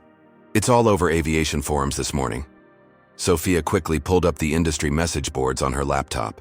Sure enough, an anonymous account had posted detailed information about Victoria's hiring and firing history across 3 airlines. The pattern was unmistakable. At each company, Victoria had terminated multiple minority employees, particularly Asians, using various pretexts from performance issues to customer complaints. More significantly, the leak included internal memos suggesting Victoria had specifically requested personnel files for Asian American flight attendants within days of starting at Skyline. Sophia's name had been among those flagged for service standard review. The whistleblower remained anonymous, identified only as Skyline Insider, but their message was clear. This isn't about one meal incident. This is systematic discrimination disguised as corporate leadership. Hope flickered in Sophia's chest. The narrative was beginning to shift. Victoria's carefully constructed image as a champion against discrimination was showing cracks as her own history came under scrutiny. Her phone rang, another unknown number. Ms. Chen? This is Harold Winters. I apologize for the radio silence. The board has been in emergency session since your email. Mr. Winters, Sophia breathed, relief flooding her voice. Victoria has given me until noon to sign a confession or face blacklisting. She's also filed false assault charges against me. We're aware. That latest move overplayed her hand. His voice was steady, reassuring. The board has requested all security footage from the flight, which Victoria initially tried to block, citing privacy concerns for her minor daughter. That raised immediate red flags. Do you have the footage now? Yes, and it clearly shows no physical contact between you and Lily beyond normal meal service. More importantly, Mr. Takahashi reached out to several board members directly. His standing as CEO of Takahashi Electronics gives his testimony considerable weight. For the first time in days, Sophia felt a glimmer of real hope. Victoria claims she has the board's majority support. She did, Winters acknowledged, until the whistleblower documents emerged this morning. Now the board is deeply concerned about potential legal liability if her pattern of discriminatory terminations continues under Skyline's banner. No one wants a class action lawsuit. What should I do about her deadline? Ignore it completely. We need you to present your evidence directly to the board via video conference. Can you be ready in 3 hours? Sophia straightened her shoulders. Absolutely. After ending the call, Sophia turned to find Freitas smiling. Good news at last? I think so. I need to prepare for a board presentation.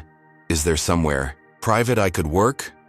The hotel's business center is empty this morning. I'll make sure you're not disturbed. For the next 2 hours, Sophia meticulously organized her evidence, creating a clear timeline that showed the premeditated nature of Victoria and William's scheme.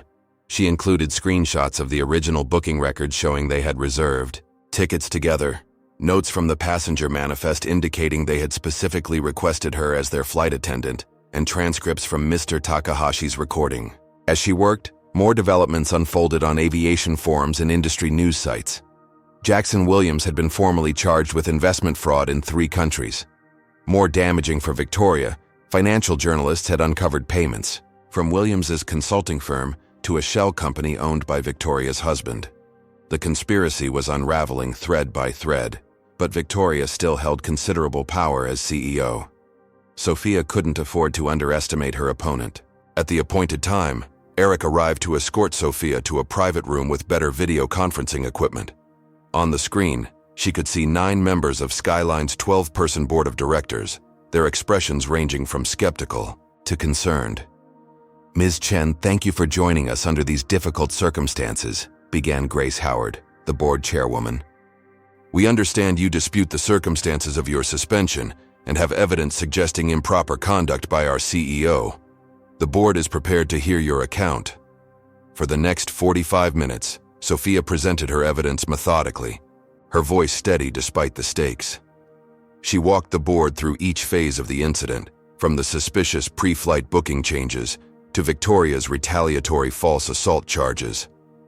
What I experienced was not a misunderstanding about meal service, Sophia concluded. It was a calculated attempt to create an incident that could be framed as discrimination, allowing Ms. Blackwell to advance a broader agenda of reshaping the airline's diversity policies and personnel. The board members asked pointed questions, probing for inconsistencies but finding none. As the session was wrapping up, an unexpected interruption occurred, a message that Lily Blackwell wished to address the board. Confused murmurs spread among the directors. Ms. Blackwell's daughter wants to speak? Howard asked, clearly surprised. Yes, ma'am, replied the assistant managing the call. She's quite insistent. After a brief discussion, the board agreed to hear from Lily. The screen split to reveal the teenager, looking far less composed than she had on the flight. Her eyes were red-rimmed, her expression troubled. "Lily," Howard began gently, "the board understands you were involved in an incident on Flight 272. Would you like to share your perspective?" Lily glanced nervously off camera before facing the screen. "I need to tell the truth. My mother planned the whole thing." Her voice trembled slightly. "She told me exactly what to do: demand the kosher meal, claim discrimination if I was refused, film the interaction but only certain parts." The confession stunned the board members into silence. Sophia watched in disbelief as Victoria's own daughter dismantled the elaborate setup. "This isn't the first time," Lily continued. "She's used me before in her corporate schemes, playing roles, recording conversations, whatever helps her get ahead. But this time, seeing Ms. Chen treated that way, knowing we ruined her career for nothing." She wiped away a tear. "I can't be part of it anymore." "Lily, are you saying your mother deliberately orchestrated this incident?" Howard asked carefully. "Yes. She and Mr. Williams planned everything before the flight. I have text messages." Lily held up her phone, displaying a conversation with her mother that outlined the entire scheme, including instructions on what to say and how to act outraged when denied the meal. "Why would your mother do this?" another board member asked. "She needed a public incident to justify her anti-discrimination initiative, which was really about getting rid of employees she doesn't want. She's been obsessed with rebalancing the workforce since Dad lost his job over that lawsuit."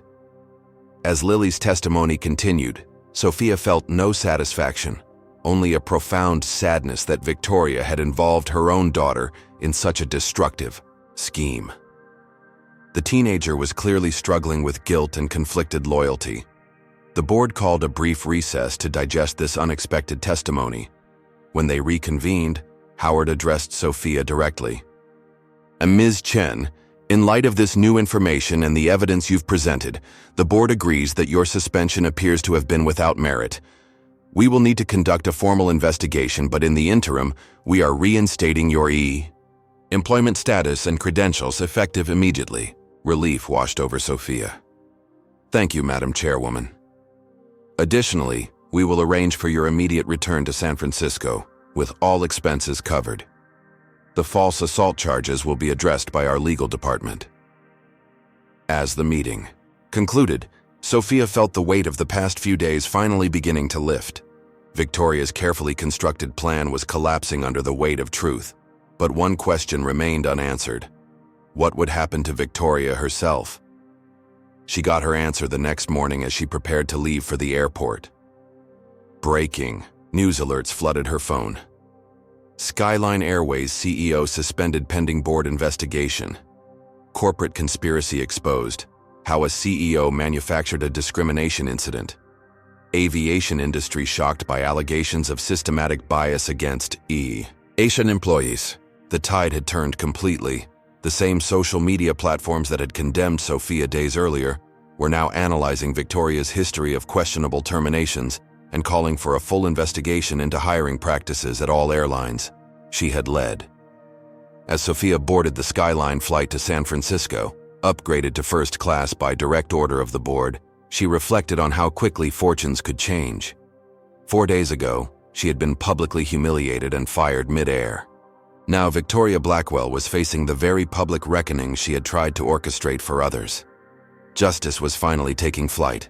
3 days after returning to San Francisco, Sophia sat in the waiting area outside Skyline Airways' executive boardroom, her hands folded neatly in her lap to hide their slight trembling. The polished mahogany doors remained firmly closed as the emergency board meeting, now in its 4th hour, continued inside. Occasionally, raised voices filtered through, though the thick walls muffled the specific words. Across from her sat Jasmine and Marcus, both summoned to provide testimony. They exchanged occasional glances but mostly maintained professional silence. The corporate headquarters felt different than Sophia remembered from her previous visits. Tense, with employees speaking in hushed tones as they passed the boardroom. Everyone knew something momentous was unfolding behind those doors. Sophia's phone buzzed with yet another news alert. Since the story had broken, aviation and business media had been covering it relentlessly. The latest headline read, "Skyline. Stock drops 6% amid CEO scandal and discrimination allegations." The financial impact of Victoria's actions was mounting. Beyond the stock price decline, travel advocacy groups were calling for boycotts until the airline demonstrated concrete changes to prevent similar incidents. Corporate accounts were pausing their contract renewals, and online booking data showed a sharp decline in new reservations. The boardroom doors finally opened, and Grace Howard emerged, her expression grave. "Ms. Chen, we're ready for you now." Inside, the tension was palpable. 11 board members sat around the massive table, with one chair conspicuously empty, Victoria's. At the far end, a video screen showed a live feed of Victoria and her legal team in a separate conference room, her expression icy but composed. "Ms. Chen," Howard began formally, "the board has reviewed all available evidence concerning the incidents on Flight 272 and subsequent events. We've heard testimony from crew members, passengers, and earlier today, from Ms. Blackwell herself." Sophia nodded, maintaining her professional demeanor despite the circumstances. "Ms. Blackwell has presented her version of events," Howard continued, claiming that while certain aspects may have been misinterpreted, she acted in good faith based on her observation of what she perceived as discriminatory behavior. On the screen, Victoria's expression remained impassive. "However," Howard's tone hardened, "the board finds this explanation unpersuasive given the substantial evidence of premeditation, including the coordinated booking changes, specific request for you as cabin attendant, and documented coordination with Mr. Williams, who we now understand has a long history of corporate fraud." A silver-haired board member Sophia didn't recognize leaned forward. "Ms. Chen, we owe you an apology for what transpired. No employee should be subjected to such treatment, particularly one with your exemplary service record." "Thank you, sir," Sophia replied, emotion threatening to break through her carefully maintained composure. Howard gestured to a stack of documents. "We're particularly concerned about evidence suggesting this incident was part of a broader pattern, specifically the internal memo identifying Asian American employees for service standard review within days of Ms. Blackwell assuming her position." Victoria's voice suddenly came through the speakers, sharp and defensive. "That memo was part of a standard operational review. Any suggestion of racial targeting is completely unfounded and potentially defamatory." "Ms. Blackwell, you'll have your opportunity to respond formally through counsel," Howard cut in firmly. "At this time, we're addressing Ms. Chen." The rebuke silenced Victoria, though her glare intensified. "Ms. Chen," Howard continued, "the board has unanimously voted to offer you immediate reinstatement at your previous position with full back pay and benefits. Additionally, we're prepared to offer compensation for the emotional distress and reputational damage you've suffered." Relief washed over Sophia. "I appreciate that, Madam Chairwoman." "There's more," Howard added. "Given your experience and demonstrated integrity under extraordinary pressure, we would like to offer you a position on our newly formed Ethics and Employee Advocacy Committee, reporting directly to the board. Your perspective would be invaluable as we work to ensure nothing like this happens again." The offer stunned Sophia.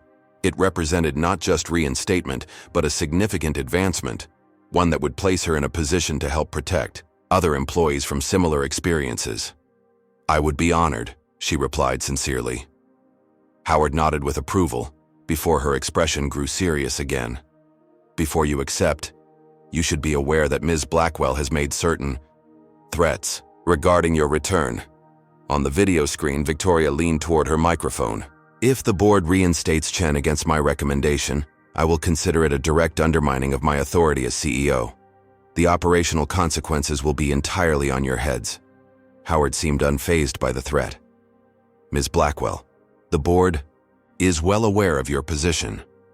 We are also aware of the 19 discrimination complaints filed against airlines under your leadership over the past 5 years, information you failed to disclose during the hiring process." Victoria's expression flickered with momentary uncertainty before her composure returned. Those complaints were without merit and resolved appropriately. "Through confidential settlements with non-disclosure agreements," corrected another board member. Hardly a transparent resolution. The exchange confirmed what Sophia had suspected. Victoria's history of discrimination was far more extensive than initially revealed, and the board was now fully aware of the liability she represented.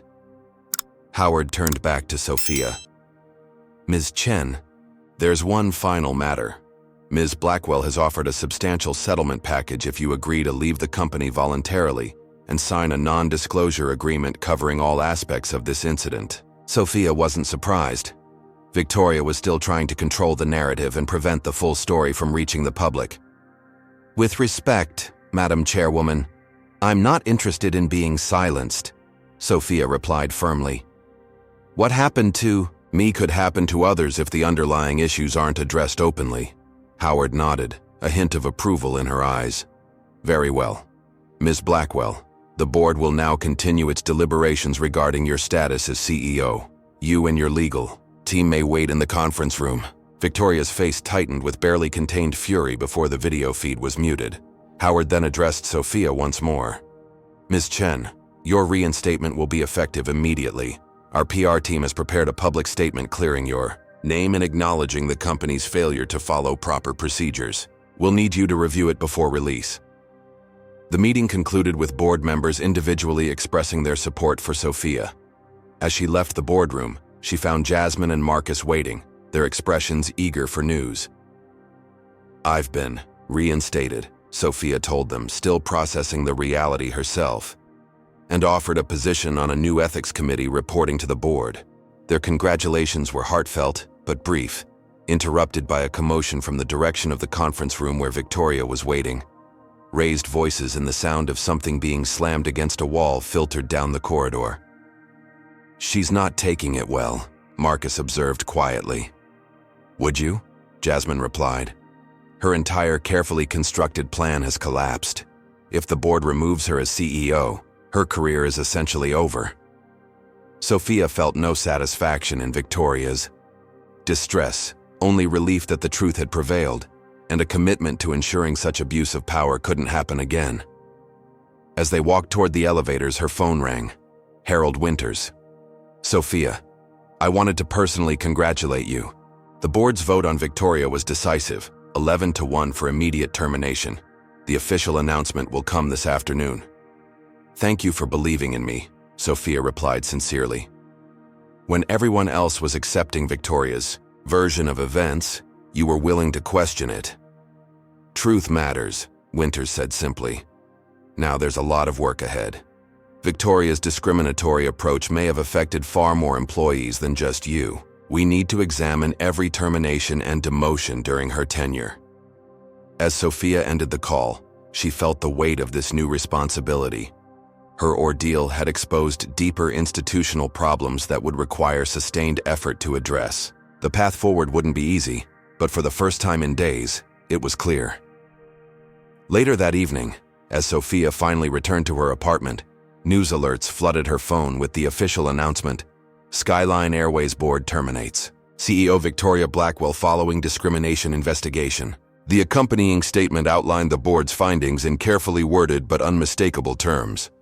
Victoria had engaged in conduct inconsistent with company values and legal obligations, including actions that unfairly targeted employees based on protected characteristics. As night fell over San Francisco, Sophia opened her laptop to find hundreds of supportive messages from colleagues, passengers she had served over the years, and even strangers who had followed her story. The hashtag #OurJusticeForSophia was trending, replacing the harmful one Victoria had engineered. Justice had been served, but Sophia knew this wasn't the end. It was the beginning of a new chapter, not just for her career, but for creating meaningful change within an industry where discrimination could no longer hide behind executive authority. Tomorrow would bring new challenges, but tonight she would finally rest, secure in the knowledge that standing firm for truth had been worth every difficult moment. 2 weeks after Victoria Blackwell's termination, Skyline Airways headquarters remained in a state of transition. An interim CEO had been appointed, while the board conducted a thorough search for permanent leadership. Throughout the building, there was a palpable sense of uncertainty mixed with cautious optimism as employees adjusted to the dramatic changes. Sophia had spent these weeks settling into her new role on the Ethics and Employee Advocacy Committee. Her small but functional office on the executive floor, a stark contrast to her previous lack of dedicated workspace, symbolized the shifting power dynamics within the company. Today, she was preparing for perhaps the most challenging meeting of her new position, an interview with Lily Blackwell.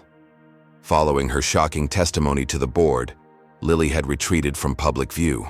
Victoria had lost custody temporarily due to evidence of emotional manipulation and involving her daughter in potentially illegal corporate schemes. Now living with her father, Lily had requested this meeting through her therapist, citing a need for closure.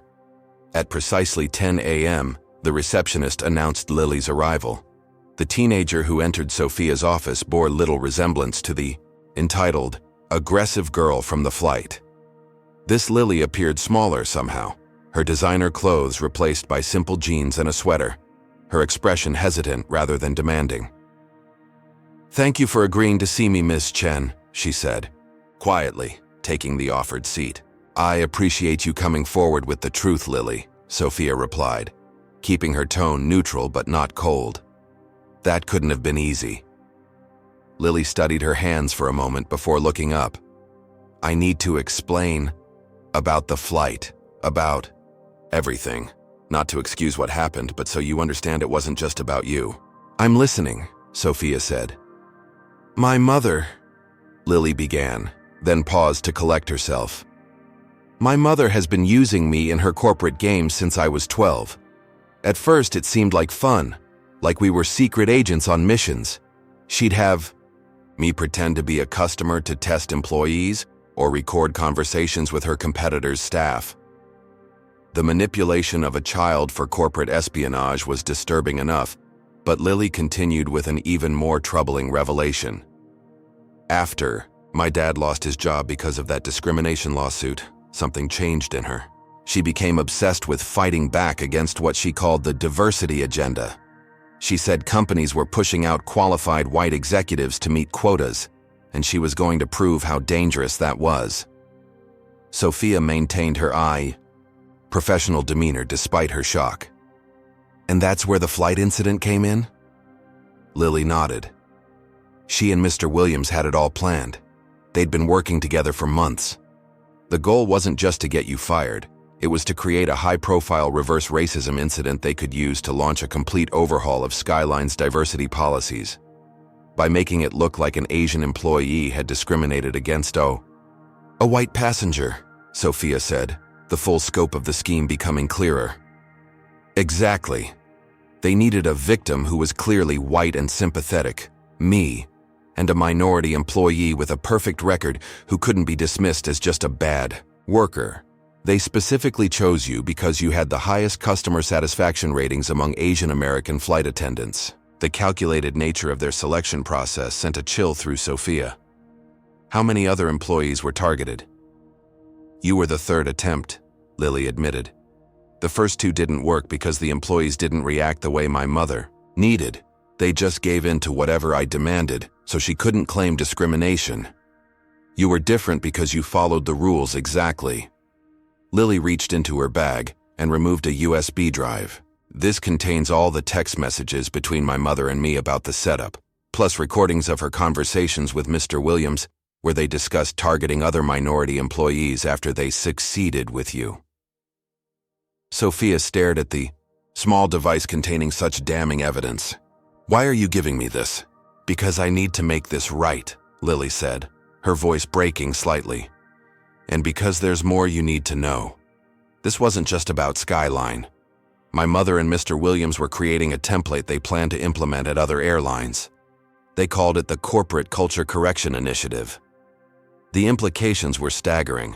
A coordinated effort to systematically remove minority employees from multiple airlines under the guise of addressing reverse discrimination. It was never about a meal," Lily continued. "That was just the trigger they needed. Once they had the incident on camera, selectively edited of course, they would use it to justify reviewing every decision that had promoted or hired a minority candidate over the past 5 years. "How far did the planning go?" Sophia asked. "They had investors ready to back them, people who believed in their vision of restoring merit-based advancement, which was just code for pushing out diversity hires. Lily's disgust at her own involvement was evident. There are names, contacts, meeting dates, all on that drive.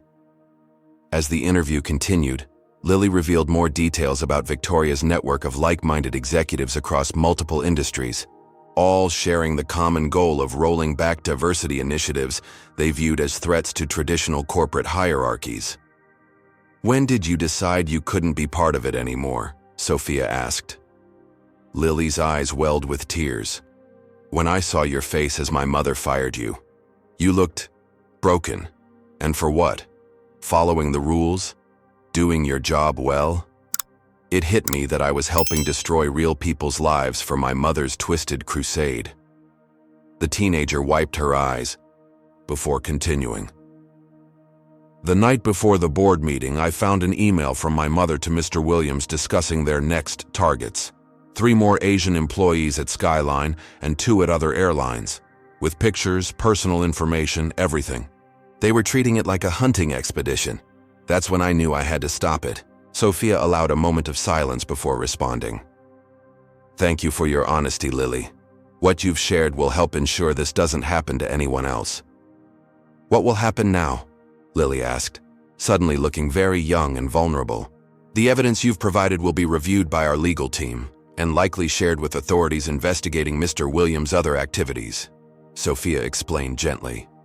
"Your mother may face additional consequences depending on what's discovered." Lily nodded, resigned. "I know. My therapist says I need to accept that my actions and my mother's actions have consequences, even if I'm trying to make amends now." As their meeting concluded, Lily hesitated at the door. "Ms. Chen, I know saying sorry isn't enough for what I did, but I am truly sorry, and I'm trying to learn from this. My dad has enrolled me in a cultural sensitivity program, and I'm working with my therapist on recognizing the privilege I never saw before." Sophia appreciated the teenager's efforts toward genuine growth. "That's a good start, Lily." Understanding our impact on others is something we all have to learn. After Lily left, Sophia secured the USB drive in the company safe and called an emergency meeting of the ethics committee.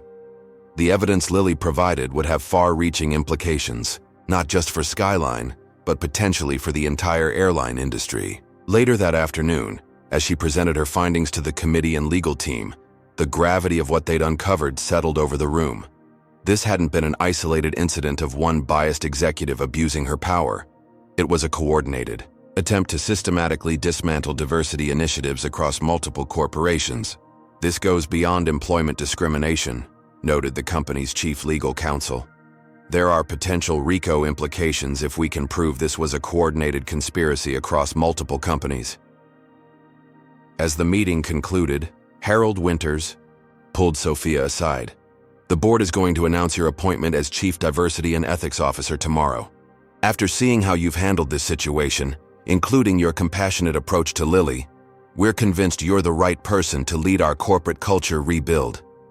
The promotion was unexpected, but felt right.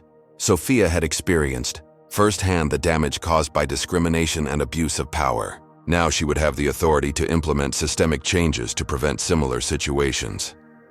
That evening, as news broke of Victoria Blackwell's indictment on charges of conspiracy and corporate fraud, Sophia reflected on the extraordinary journey that had begun with a simple meal service decision at 37,000 feet. What Victoria had intended as a career-ending setup had instead become the catalyst for Sophia's advancement and an industry-wide reckoning with discriminatory practices. Justice had prevailed, but the work of creating lasting change was just beginning. Tomorrow would bring new challenges in transforming corporate culture, but Sophia Chen was more than ready to meet them. 6 months had passed since the incident that had changed everything. Skyline Airways had undergone a remarkable transformation, with new leadership committed to ethical practices and genuine inclusivity. Sophia Chen, now firmly established as Chief Diversity and Ethics Officer, had implemented comprehensive reforms that were being studied by other airlines as a model for the industry. The Victoria Blackwell scandal, as it had come to be known in aviation circles, had prompted a broader examination of hiring and promotion practices across the sector. 3 other airlines had discovered similar patterns of discrimination and taken corrective action. Williams had pled guilty to multiple fraud charges and was cooperating with authorities, his testimony implicating several executives who had participated in the Corporate Culture Correction Initiative. Victoria herself was awaiting trial, having pled not guilty despite the mountain of evidence against her. Her legal team had attempted to portray her as a misunderstood reformer, but the release of her recorded conversations with Williams had made that position untenable. Most recently, she had been spotted in conservative media circles, positioning herself as a victim of cancel culture while promoting a book about her experiences. Today, however, Sophia wasn't thinking about Victoria. She was focused on her first flight since the incident, not as a crew member, but as a passenger traveling to Chicago for a conference on diversity in transportation. Although her new executive role kept her primarily on the ground, she had felt it important to occasionally experience Skyline service as a customer would. As she settled into her business class seat, Sophia couldn't help but recall how different her last flight had been. The memories still brought a twinge of anxiety, but she had worked through much of the trauma with a therapist specializing in workplace PTSD. "Ms. Chen?" A voice interrupted her thoughts. "I thought that was you." Sophia looked up to find a familiar face, Mr. Takahashi, the elderly Japanese passenger whose recording had been instrumental in exposing Victoria's scheme. "Mr. Takahashi, what a wonderful coincidence," Sophia said warmly, genuinely pleased to see the man who had helped save her career. "May I?" he asked, gesturing to the empty seat beside her. "Of course." As he settled in, Mr. Takahashi smiled. "I've been following your progress in the business press. Your reforms at Skyline are most impressive." "I couldn't have done any of it without your help," Sophia replied sincerely. "Your recording was crucial evidence." The elderly man waved away her gratitude. "In my 76 years of business travel, I have witnessed many injustices. Most times I remained silent, telling myself it wasn't my place to interfere. But watching what happened to you..." He shook his head. "Some things demand action." Their conversation was interrupted by a soft gasp from the aisle. Sophia turned to find a young woman in a Skyline uniform staring at them with wide eyes. Her name tag identified her as Lily Blackwell. The teenager had changed dramatically since their meeting 6 months ago. Gone were the designer clothes and a entitled demeanor, replaced by a standard airline trainee uniform and an expression of nervous determination. "Ms. Chen," Lily greeted her formally. "I didn't realize you would be on this flight." Sophia recovered from her surprise. "Hello, Lily. I didn't know you were working for Skyline." "I'm in the cabin crew apprenticeship program," Lily explained, her cheeks flushing slightly. "After everything that happened, I wanted to understand what it's really like to serve others instead of just demanding service." Mr. Takahashi observed the exchange with interest but remained tactfully silent. "That's quite a change from your previous ambitions," Sophia noted, recalling how Lily had once spoken of attending an elite business school and following her mother into executive leadership. "My therapist suggested I needed practical experience with the careers my mother taught me to look down on," Lily replied. "It's been humbling and educational." Before Sophia could respond, the lead flight attendant approached. "Lily, you're needed for the safety equipment check." She then recognized Sophia. "Ms. Chen, we didn't realize you were traveling today. Is everything satisfactory?" "Everything is perfect, thank you," Sophia assured her, not wanting to create any special attention. As Lily excused herself to attend to her duties, Mr. Takahashi chuckled softly. "Life has a remarkable way of coming full circle, doesn't it? The daughter becomes what the mother despised." "Lily is trying to find her own path," Sophia said carefully. "It can't be easy growing up with Victoria Blackwell as your moral compass." Throughout the flight, Sophia observed Lily working diligently alongside the regular crew. The teenager performed her tasks with careful attention, if not yet the fluid grace of experienced flight attendants. When she came to take their drink orders, her hands trembled slightly, but her voice remained professional. "Would you care for anything to drink, Mr. Takahashi? Ms. Chen?" "Just water for me, please," Sophia replied. "I would like the special cherry blossom tea if available," Mr. Takahashi requested. Lily checked her tablet. I'm sorry, sir. That tea is only available on our Asian routes. Would you prefer green tea instead? That would be fine, thank you. As Lily moved to the next row, Mr. Takahashi smiled. She handled that well. No drama about unavailable options. She's learning, Sophia agreed. When meal service began, Sophia couldn't help but watch with particular interest. The memory of the kosher meal incident remained vivid, but today's service proceeded smoothly. Lily moved methodically through the cabin, carefully following procedures, and double-checking special meal requests against the passenger list. When they landed in Chicago, Sophia remained seated as other passengers disembarked. Mr. Takahashi bid her farewell with a respectful bow before joining the exit queue. As the cabin emptied, Lily approached hesitantly. Ms. Chen, may I speak with you for a moment? Of course. Lily took a deep breath. I wanted to thank you for not making things awkward during the flight. My supervisors don't know about our history. Only HR and the training director are aware. Your past doesn't define your future, Lily, Sophia said gently. We all deserve the chance to grow and change. My mother calls me twice a week, Lily confided unexpectedly. She still believes she was right about everything. She doesn't understand why I'm doing this. Sophia considered her response carefully. Some people find it easier to cling to their beliefs than to admit they were wrong, even when the evidence is overwhelming. She wants me to testify on her behalf at the trial, Lily continued, her expression troubled. To say I was manipulated by her enemies into turning against her. What will you do? Tell the truth, Lily said simply. Even if it means she never forgives me, I can't live with more lies. Sophia felt a surge of respect for the teenager's courage. That's a difficult choice, but I think it's the right one. After my apprenticeship ends, I'm applying to college, Lily added. I want to study ethics and organizational psychology. Understand why systems allow people like my mother to rise to power, and how to create healthier workplace cultures. That sounds like a worthwhile path, Sophia replied, genuinely impressed by the transformation in someone so young. If you ever need a reference or mentorship, my door is open. Lily's eyes widened in surprise. You would do that? After everything? 6 months ago, I was given a second chance to rebuild my career. It would be hypocritical to deny you the same opportunity to build yours on better foundations.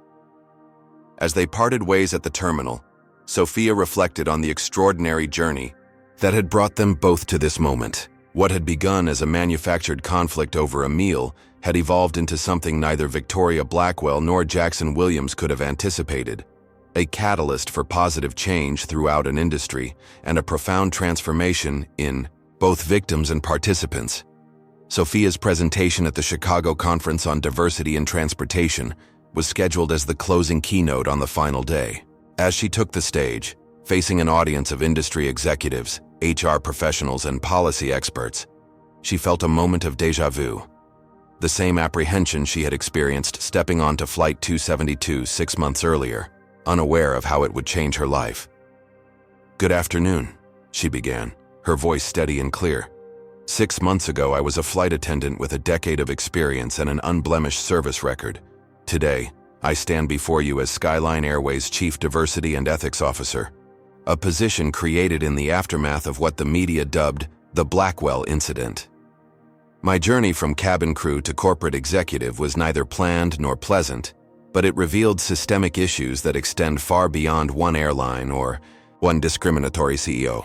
For the next 40 minutes, Sophia detailed the reforms Skyline had implemented: anonymous reporting channels for discrimination claims, review panels that included diverse representation from all levels of employment, transparent promotion criteria, and mandatory bias training for executives and managers. But procedures and policies alone cannot create inclusive cultures, she emphasized. What happened at Skyline wasn't just a failure of one individual, it was a failure of systems that allowed bias to flourish unchecked. Victoria Blackwell didn't arrive at our airline and suddenly develop discriminatory tendencies. She brought them with her, having previously exercised them at other companies that either didn't notice or didn't care. The audience, which had been taking notes and occasionally nodding, grew more attentive at the direct challenge to industry practices. The Corporate Culture Correction Initiative, that targeted minority employees across multiple airlines, wasn't created in isolation. Sophia continued. It thrived because our industry has historically treated diversity as a numbers game, rather than a fundamental value. When leadership sees inclusion as a quota to be reluctantly filled rather than a strength to be cultivated, the door opens for those who wish to systematically dismantle progress. She concluded with a call to action that extended beyond procedural changes. We need to examine not just who we hire, but who we elevate to leadership, what values they embody, and how they exercise power. The ultimate protection against discrimination isn't just better policies, it's creating cultures where such behavior becomes unthinkable, rather than merely punishable. The standing ovation that followed was gratifying, but Sophia found more meaning in the thoughtful questions and genuine commitments to change that emerged during the discussion period. Real transformation would take time, but the industry appeared ready to begin the work. As attendees filed out of the conference hall, a familiar face approached, Harold Winters, who had apparently slipped in during her presentation. "Powerful message," he said, his expression approving. "The board will be pleased to hear how well you represented Skyline." "Thank you for your support throughout all of this," Sophia replied. "I'm not sure I would have found the courage to fight back without your intervention." Winters shook his head. "You had the courage. I merely provided an opportunity for it to be seen." He glanced at his watch. "Our return flight leaves in 3 hours. The new CEO would like to meet with us before tomorrow's board meeting to discuss implementing your recommendations across our international operations."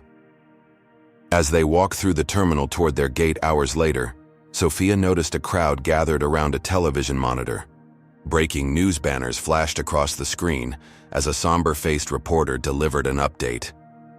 In a stunning development in the Victoria Blackwell case, prosecutors have announced additional charges of witness tampering and obstruction of justice, following alleged attempts to pressure her daughter into providing false testimony.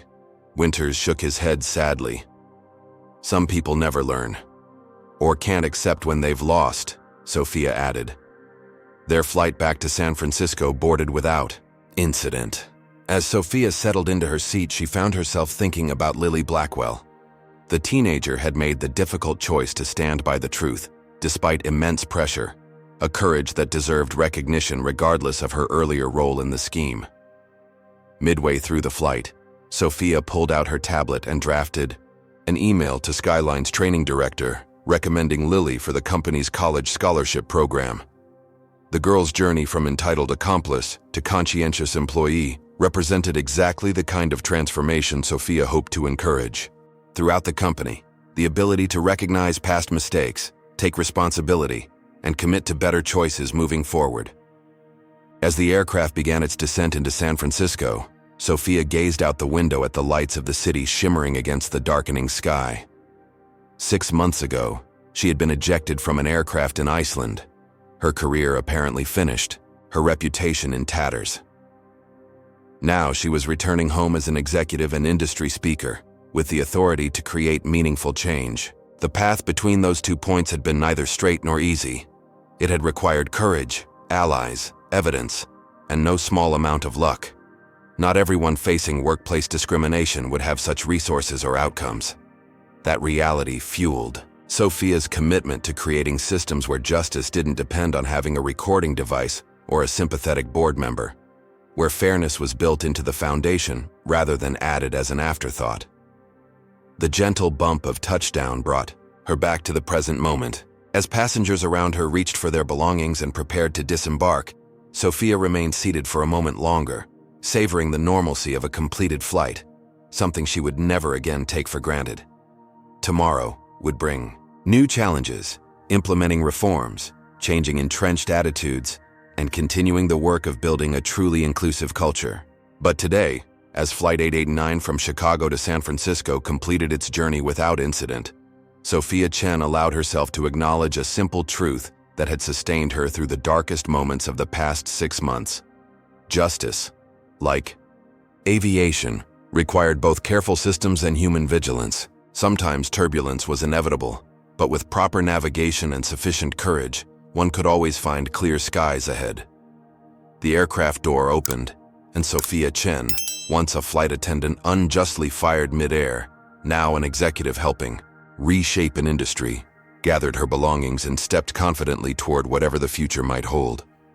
The story of Sophia Chen's journey teaches us several powerful lessons about justice, courage, and systemic change. First, it demonstrates that discrimination often hides behind seemingly legitimate policies and procedures. Victoria didn't openly express racist views. She manufactured a situation where following protocol could be twisted to appear discriminatory. Second, the narrative highlights how privilege and power can be weaponized.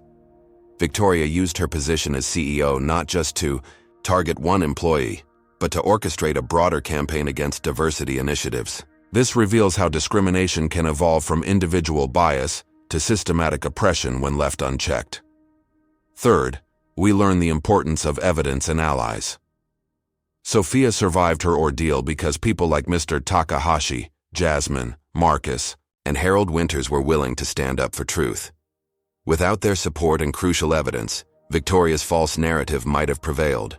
Perhaps most importantly, the story shows that true change requires more than just removing bad actors. Sophia recognized that Victoria was a symptom of deeper problems within corporate culture. Real transformation demanded examining the systems that allowed discrimination to flourish and rebuilding them with inclusion as a fundamental value rather than a reluctant obligation. Finally, Lily's journey reminds us that people can grow and change. Even those who participate in discrimination can learn, take responsibility, and become part of the solution when given the opportunity and guidance to do better. What would you have done in Sophia's position? Would you have had the courage to fight back against such powerful forces? Or would you have taken the settlement to protect your future? Let us know in the comments below. Has this story made you think differently about workplace discrimination? Hit that like button if you believe in standing up against injustice in all its forms, and subscribe to our channel for more powerful stories that explore complex social issues. Share this video with someone who needs to understand how discrimination can hide behind corporate policies and procedures. Together, we can create workplaces where everyone is truly valued for their contributions. Thank you for watching this journey of resilience and transformation. Remember, as Sophia discovered, sometimes the path to justice isn't straight or easy, but with courage and integrity, we can overcome even the most daunting challenges.